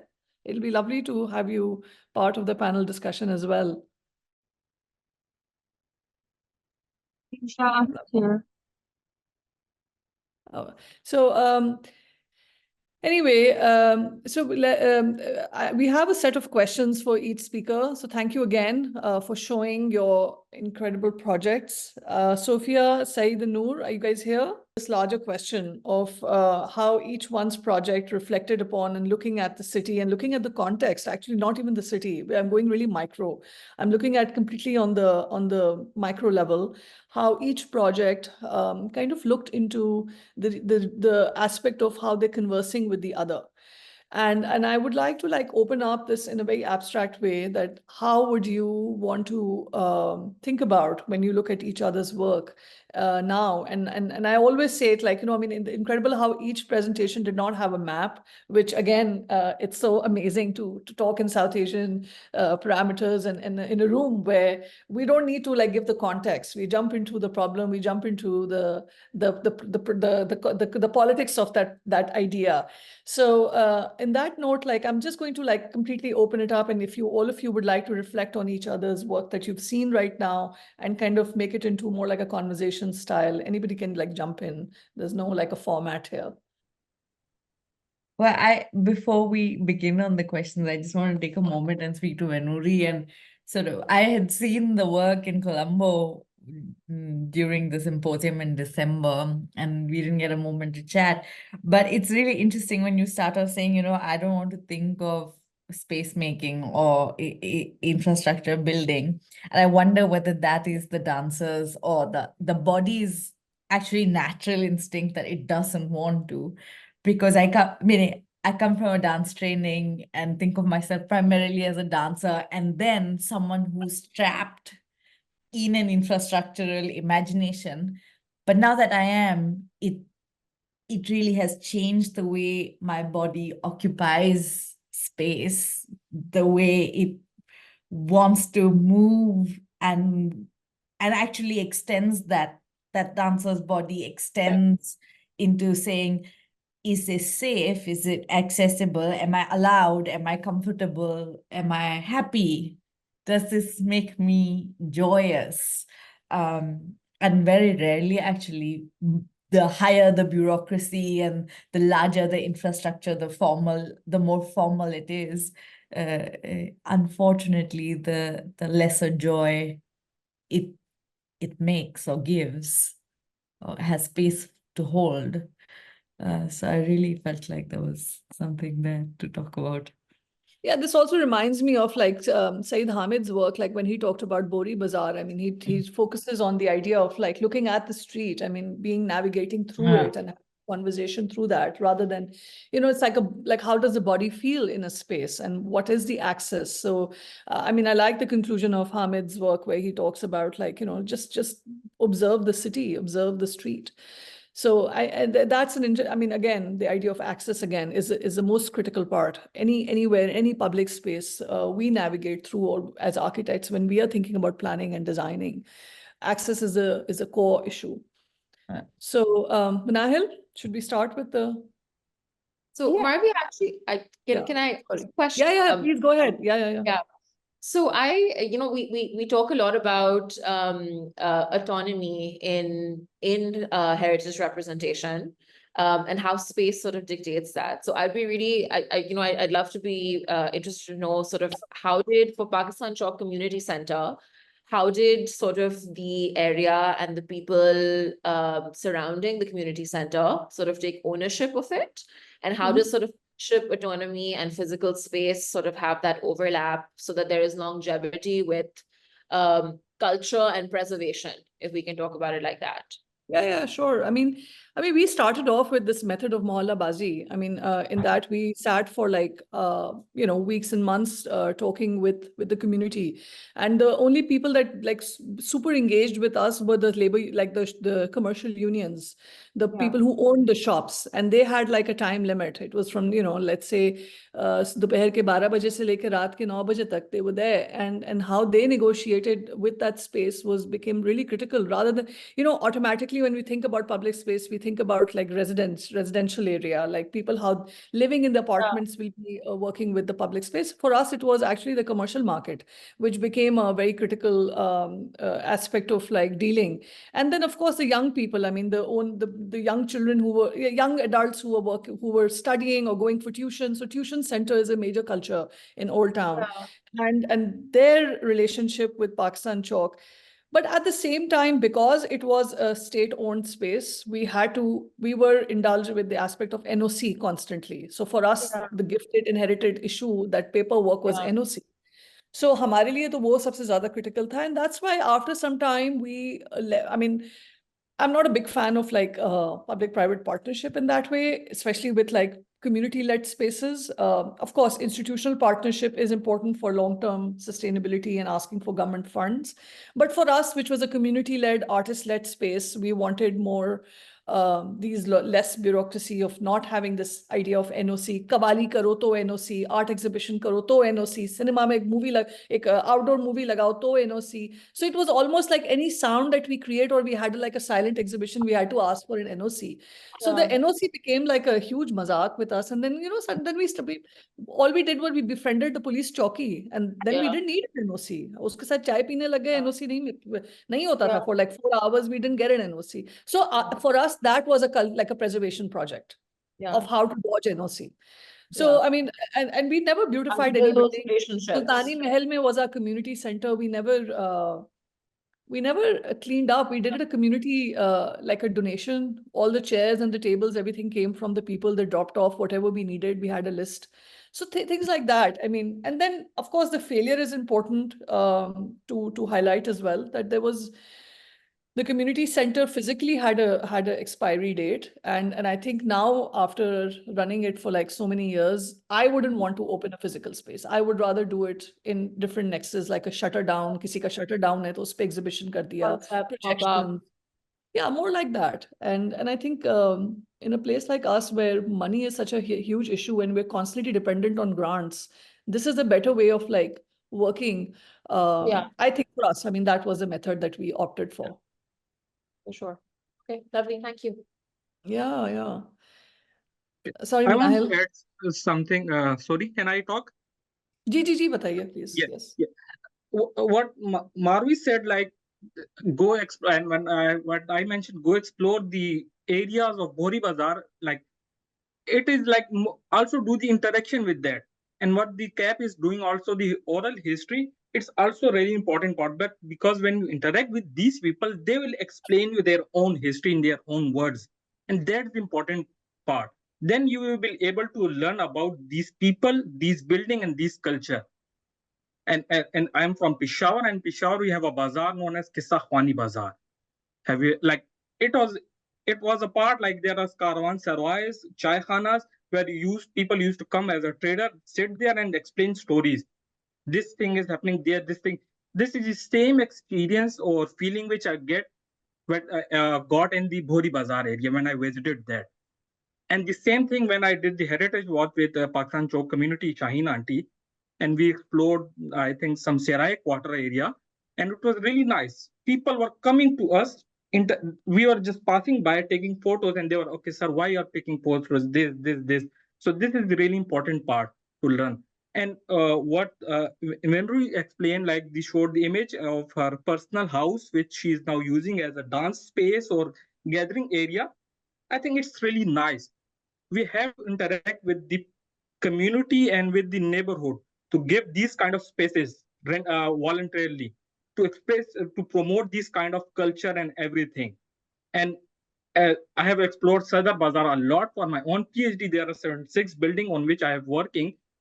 And I still know there are some spaces in that area in Bori Bazaar, on Zebul Nisa Street, on Karmeli Talpur Road, where there are buildings which are abandoned, but their internal courtyard are still can be used for these kind of events. We just have to interact, and some government support is also needed, which is still missing. Thank you. Thank you.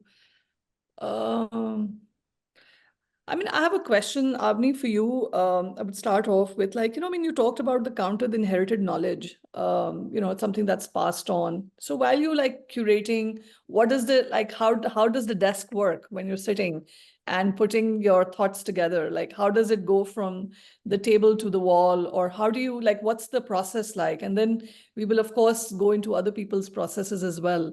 I think I'm really interested in the politics of process. If you could like expand a little bit more about on that. As a museum of conflict, one is very enticed by following news cycles, right? And one is constantly reminding oneself that the news cycle is a veneer of distraction. Because the news cycle is somehow producing an urgency, that this is urgent because this is so costly and it's so bad and it's so inhuman, and therefore please put all your attention to this. I think one of the things that we are trying to do on our drafting table is to say, wait, what is truly urgent? And how do we gauge this urgency? And I feel like it's often feeding in circles. So we are listening very carefully, say, for example, to the conversations we are having on the floor of the museum. What are the kind of things that people want to talk about? Is it that there are recurring themes coming back while we're discussing an existing exhibition? Are there sometimes these notes that people are leaving behind? So very often one is taking from what is already being said and expanding on it. But for example, we're a team of 14 people, and these involve people who do many roles, many different roles at the museum. So someone is a curator, someone is a communication manager, someone is a support staff, someone is a receptionist, whatever these roles are at a museum. And then I'm speaking of my time as director. I stepped down last year, but so I can only speak of that time. We used to have a meeting when we were starting a thematic inquiry, saying, okay, A, what do we want to talk about? And B, now that we've agreed we want to talk about this, how does all of us, the 20 of us, understand this idea from whatever our realities are?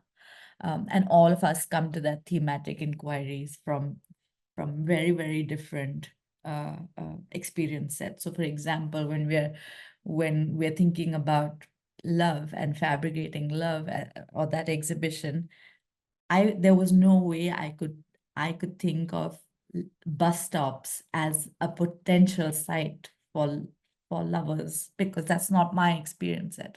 That's someone else's on the team. And that's really how the process then unfolds. And therefore, to just sum it up, I think I would be very scared for a process to have homogeneous voices in the thinking through of an idea. If everybody was just, like-minded, I feel like that is so scary, and we use it so freely that, oh, we're all like-minded. Let's run if we are like-minded.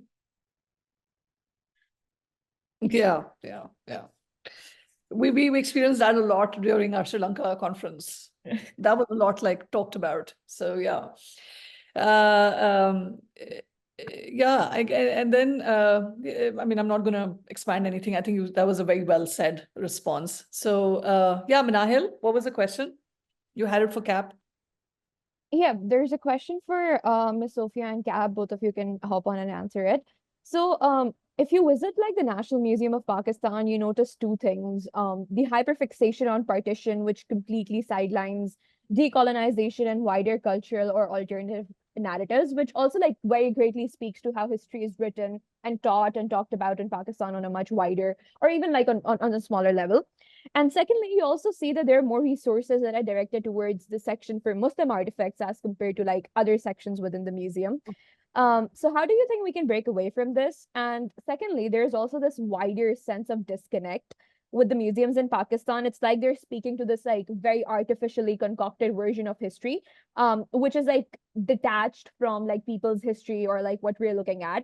So how do you generally speak to it? And can I just extend to that is that and that the way like we're talking about like museums in general, like how state looks at it, and then of course when CAP comes in, has these conversations, dialogue, and I know that how extensive CAP's infrastructure is when it comes to content writing. It goes to a certain advisor. So can you like a little bit expand on that part and talk about the making of a section? That would be great. I could actually answer like the last question that was asked. What is the particular kind of audience that we're looking at? I mean, we think about the fact that just think about like the 1913 like Allahabad conference like on museums, and really it's this committee of like British kind of like experts on museumology to determine how do we build better museums like going forward for the empire. One of the talking points is should we have pamphlets in different languages? Should we have it like in the local languages that are being off where we're building museums? I mean, the Lahore Museum is built out of this, right? Like it is built out of a provincial museum to like showcase the empire. First, you have this like great like Punjab exposition to showcase the Punjab, and then you have the Lahore Museum to showcase like the main like surrounding like district, or just like the larger like administrative district area.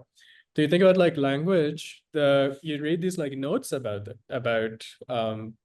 debating whether or not we should have Punjabi or even like Urdu or Hindi script to like show to visitors. Like, and the committee comes up with this idea that the class of visitor that we want to, speak with, that who the museum is for, is going to speak English. So it doesn't matter if we have, like materials in local languages. It does not, because that is not who the museum is for. Pakistan has just carried that like infinitely. No, like right now we have like some terrible Urdu translations, awful Urdu translations. They're done in English first, or uske baad, there's a translation of it. And it's not well done. But this idea that the museum visitor has to be educated. Think about the fact that you go to Daxla Museum right now, say, or like you go to like any like archaeological site where you have like field museums in like Bambor, Mohenjo-daro, Harappa, maybe even like Chakdara, for example. You will have tour guides, go to people who they think, have money and will, speak English, because they will be the more cultured people. I think like Shaila Bhatti even talks about this in like translating museums as well, right? Like these museum guides aren't going to go to people who they think like do not have like the intellectual acumen or like the educational background to like really understand the music. Okay, yeah, this is not their place, essentially, right? I mean, one of the major like funding issues that we have in museums in Pakistan is the fact that because they're publicly funded, no museum in their direct prerogative wants to improve the museum. The museum is only made for the district commissioner's family or the AC's family or a DIG's family. That's when the lights are supposed to be open. That's when anything interactive is supposed to happen. Besides that, visitors like aren't really the audience to begin with. Those were my views on the last part of what was being asked. And you sort of talked about process a little bit, right? So I mean, I don't know if this is the best way, but I think you need to be quite creative. This is a way. I think you need to be quite creative when, for example, you are in a public-private partnership and there's limited expertise. So I think you need to be quite clear about who is your audience and define that audience using some metrics, whether they're children, whether they're students, whether they are general visitors. Use characteristics to define them. And visitor surveys are a really great way of understanding who your audience is. So visitor surveys in different galleries, which CAP often does before it does curation in a particular area. And then from there, you then, once you've identified your audience, you then you then identify who are your experts to weigh in on what is the best way to frame the heritage in a manner that can be conveyed to this particular audience. Right. So if, for example, this project that we're doing with Lahore and Taxila Museum, per theme or per gallery, we have academics, but we also have keepers of collections who we are speaking to give us recommendations about which objects they feel an affinity to, or which objects they would like to highlight from an audience perspective. We also speak to the average visitor. You know, when you walk into a gallery, what are you drawn to? Why are you drawn to it?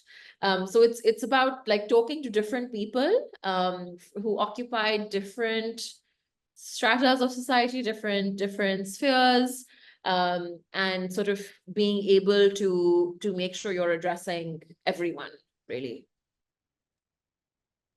Thank you so much. I mean, Said, that really, I was itching to talk about, when you said about AC and DC, jab bhi hame bhi, like as a heritage consultant, I have to go and visit these sites and do documentation and survey, you know, those old formats of thinking. So pehle to AC aapko ghumata hai, wo sara batata hai, ye cracks hain, ye sare, you know, all the problems that are very infrastructural within the building are notified by DC. But I always do the second round, which is the staff who's working or living on the property who have this access to night time, okay, or early morning, how they access the building. And then, of course, their families who are living on those parameters, who are not allowed to come inside the building, who are doing the sirf safai of the outside areas, right? So there was this, so usme सबसे ज़्यादा मजे की stories वहाँ से निकलती हैं, सबसे ज़्यादा issues, sewerage के, infrastructural के, real notions, जो living experiences हैं, वो ज़्यादातर they are shared by the people, not by within the staff who was like looking at it from 9 to 5. And of course, guides, the people who are living on the outside in the periphery, which are not engaging with the building, will tell you all the incredible fiction stories. कि यहाँ पे क्या रात को होता है और क्या सुबह में होता है. So Makli, for example, for me, I have the best field notes coming out from Makli. The registered DC, the registered guide will only show you the governor house or those state-like structures. But the others will tell you about the shrines next to it, how the people are accessing it, what are the loose ends, where are the gates which can't be. So, you know, the activation of a space which is like locked and unlocked. And of course, UNESCO's bylaws plays a huge role in this, how the area needs to be controlled. But there is this uncontrolled version of it. And I think that is like so interesting and completely neglected.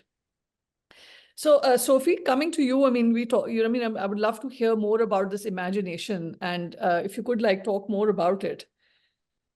In a lot of cases, or at least in the case of this one, we are not exactly deciding the start and finish of the narrative. It's sort of like already a pre-decided thing, decided by various stakeholders, what the narrative, what the starting point, ending point of like a timeline is going to be.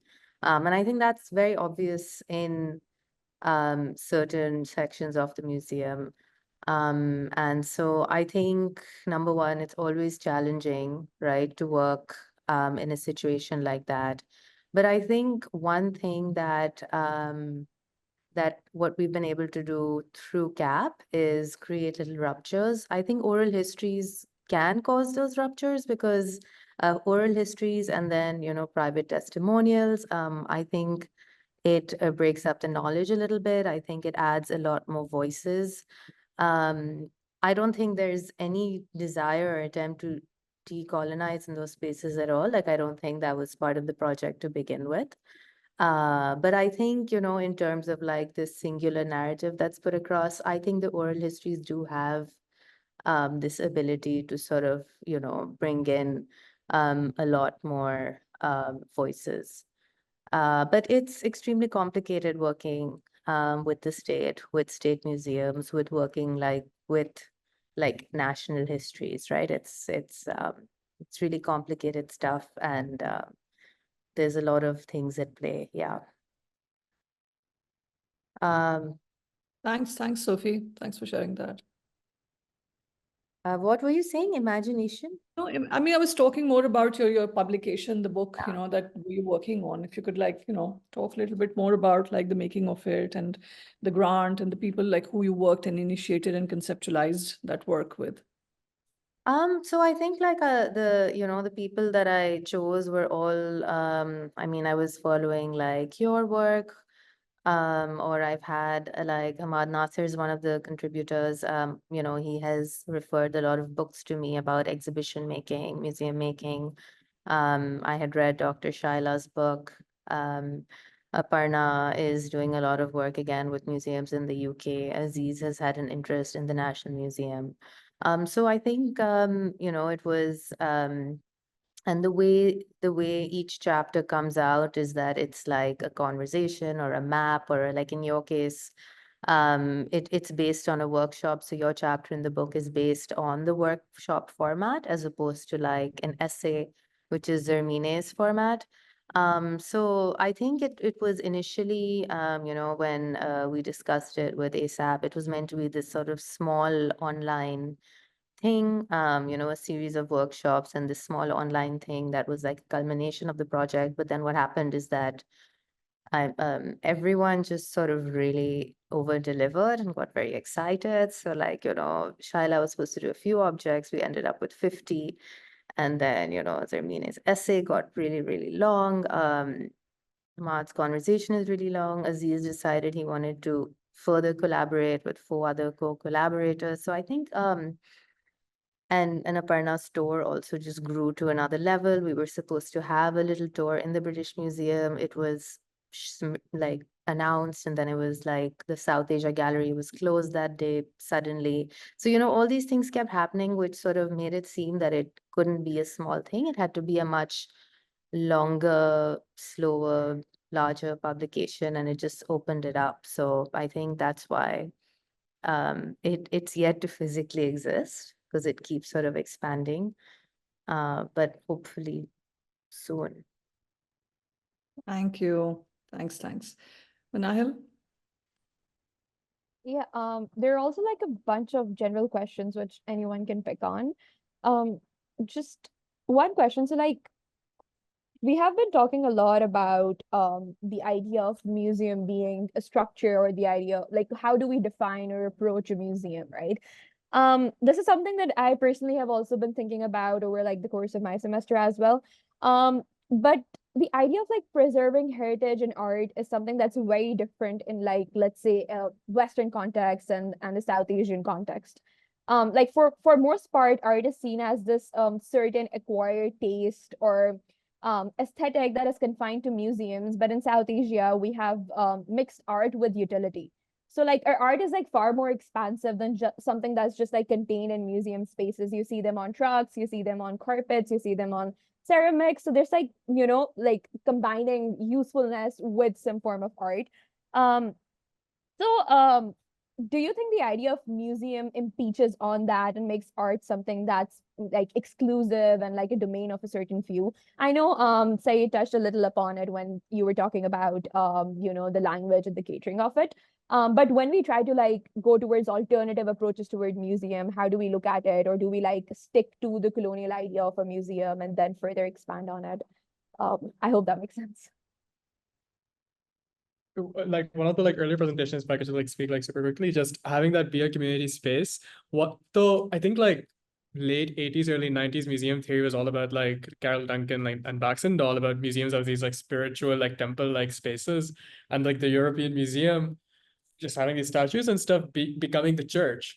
One thing that I really love doing is just like speaking loudly in museum spaces. Say, you will enter these like spaces and just be like hushed tones, that's the thing, this is it. But I just like speaking loudly in those spaces. Like that just like challenges the space essentially, right?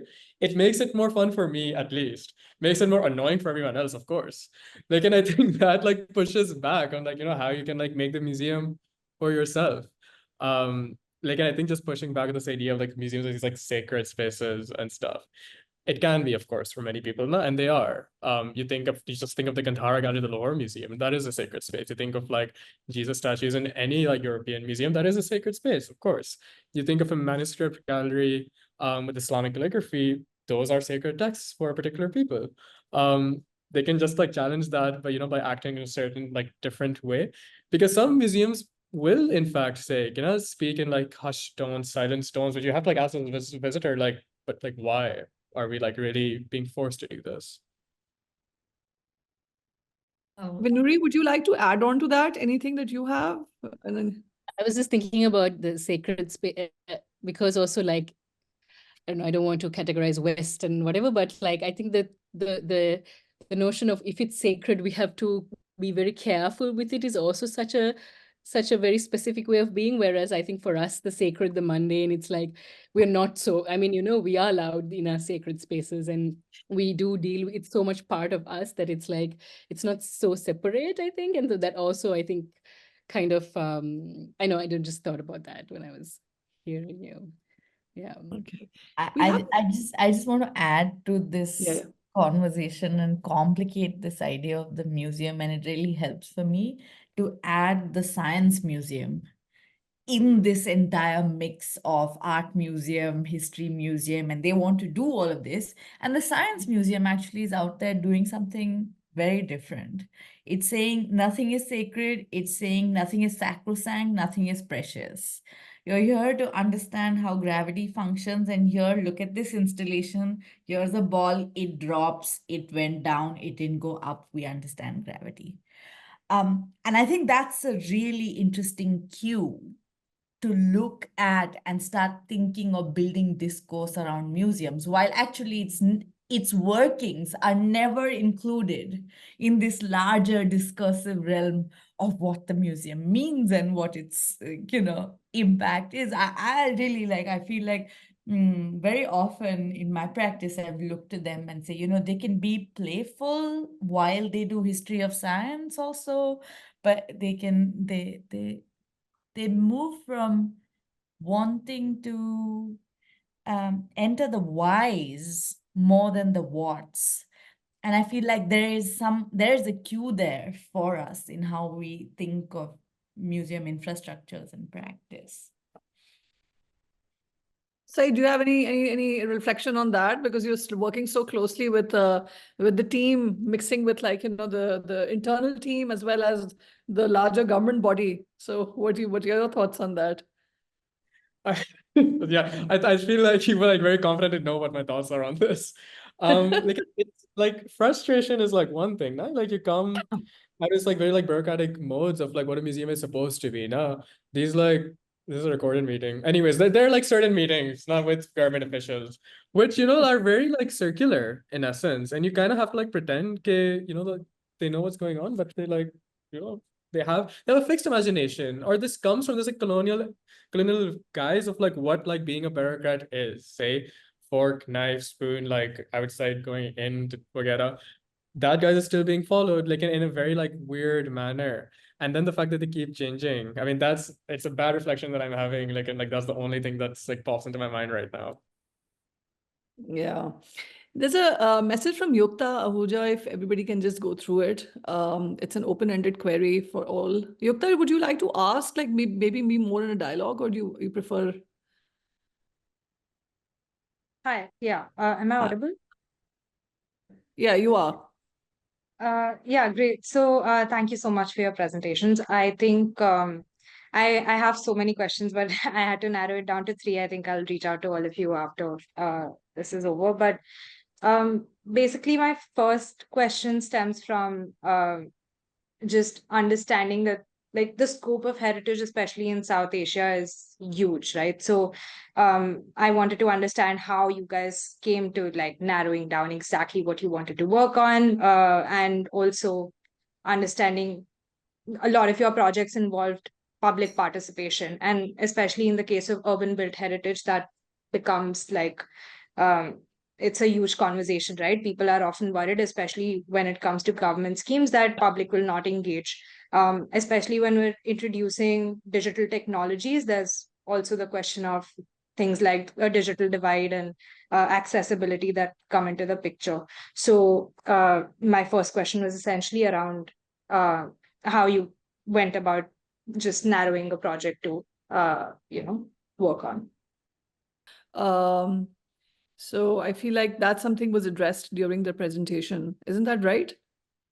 If somebody wants to. I think it's more about like each one's own experiences and practices, how they're like stemming in and, you know, coming together and thinking about region and context. So, and I think the second part that where you asked about documentation, in that terms, you know, again, Yukta, the way we, I mean, there's a typical way of documentation, which is of course a very colonial way of a survey. You know, the survey thinking is about taking and documenting through map services and systems. Whereas like, and then of course, on that basis, on that survey, bylaws are created and, you know, some kind of policy and regulations are developed.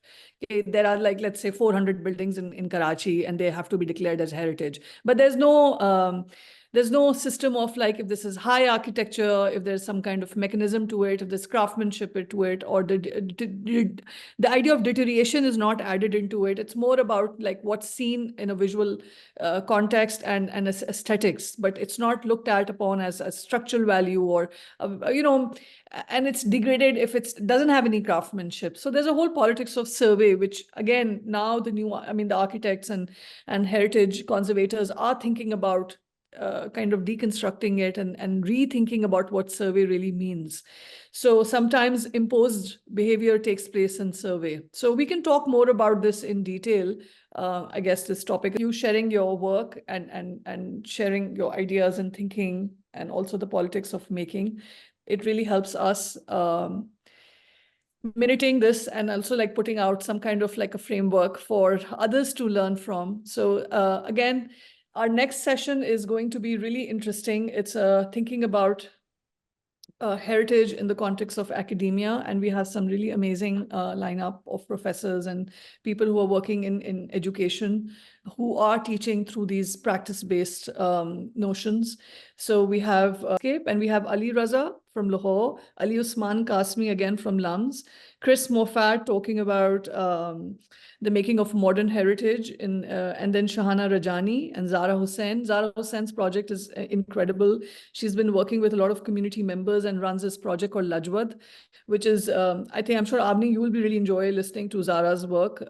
It's again talks about like museums on another level, but like, you know, she's situated herself on the mountains and she's working from there and doing some incredible people's repository and looking at into like people's personal archives and kind of putting it out with a lot of like consent and thinking with community. So again, a very, very interesting project. So on that note, thank you again, and I hope we continue our conversations and our alliances on at least on digital, if not physical. Thank you so much. Take care.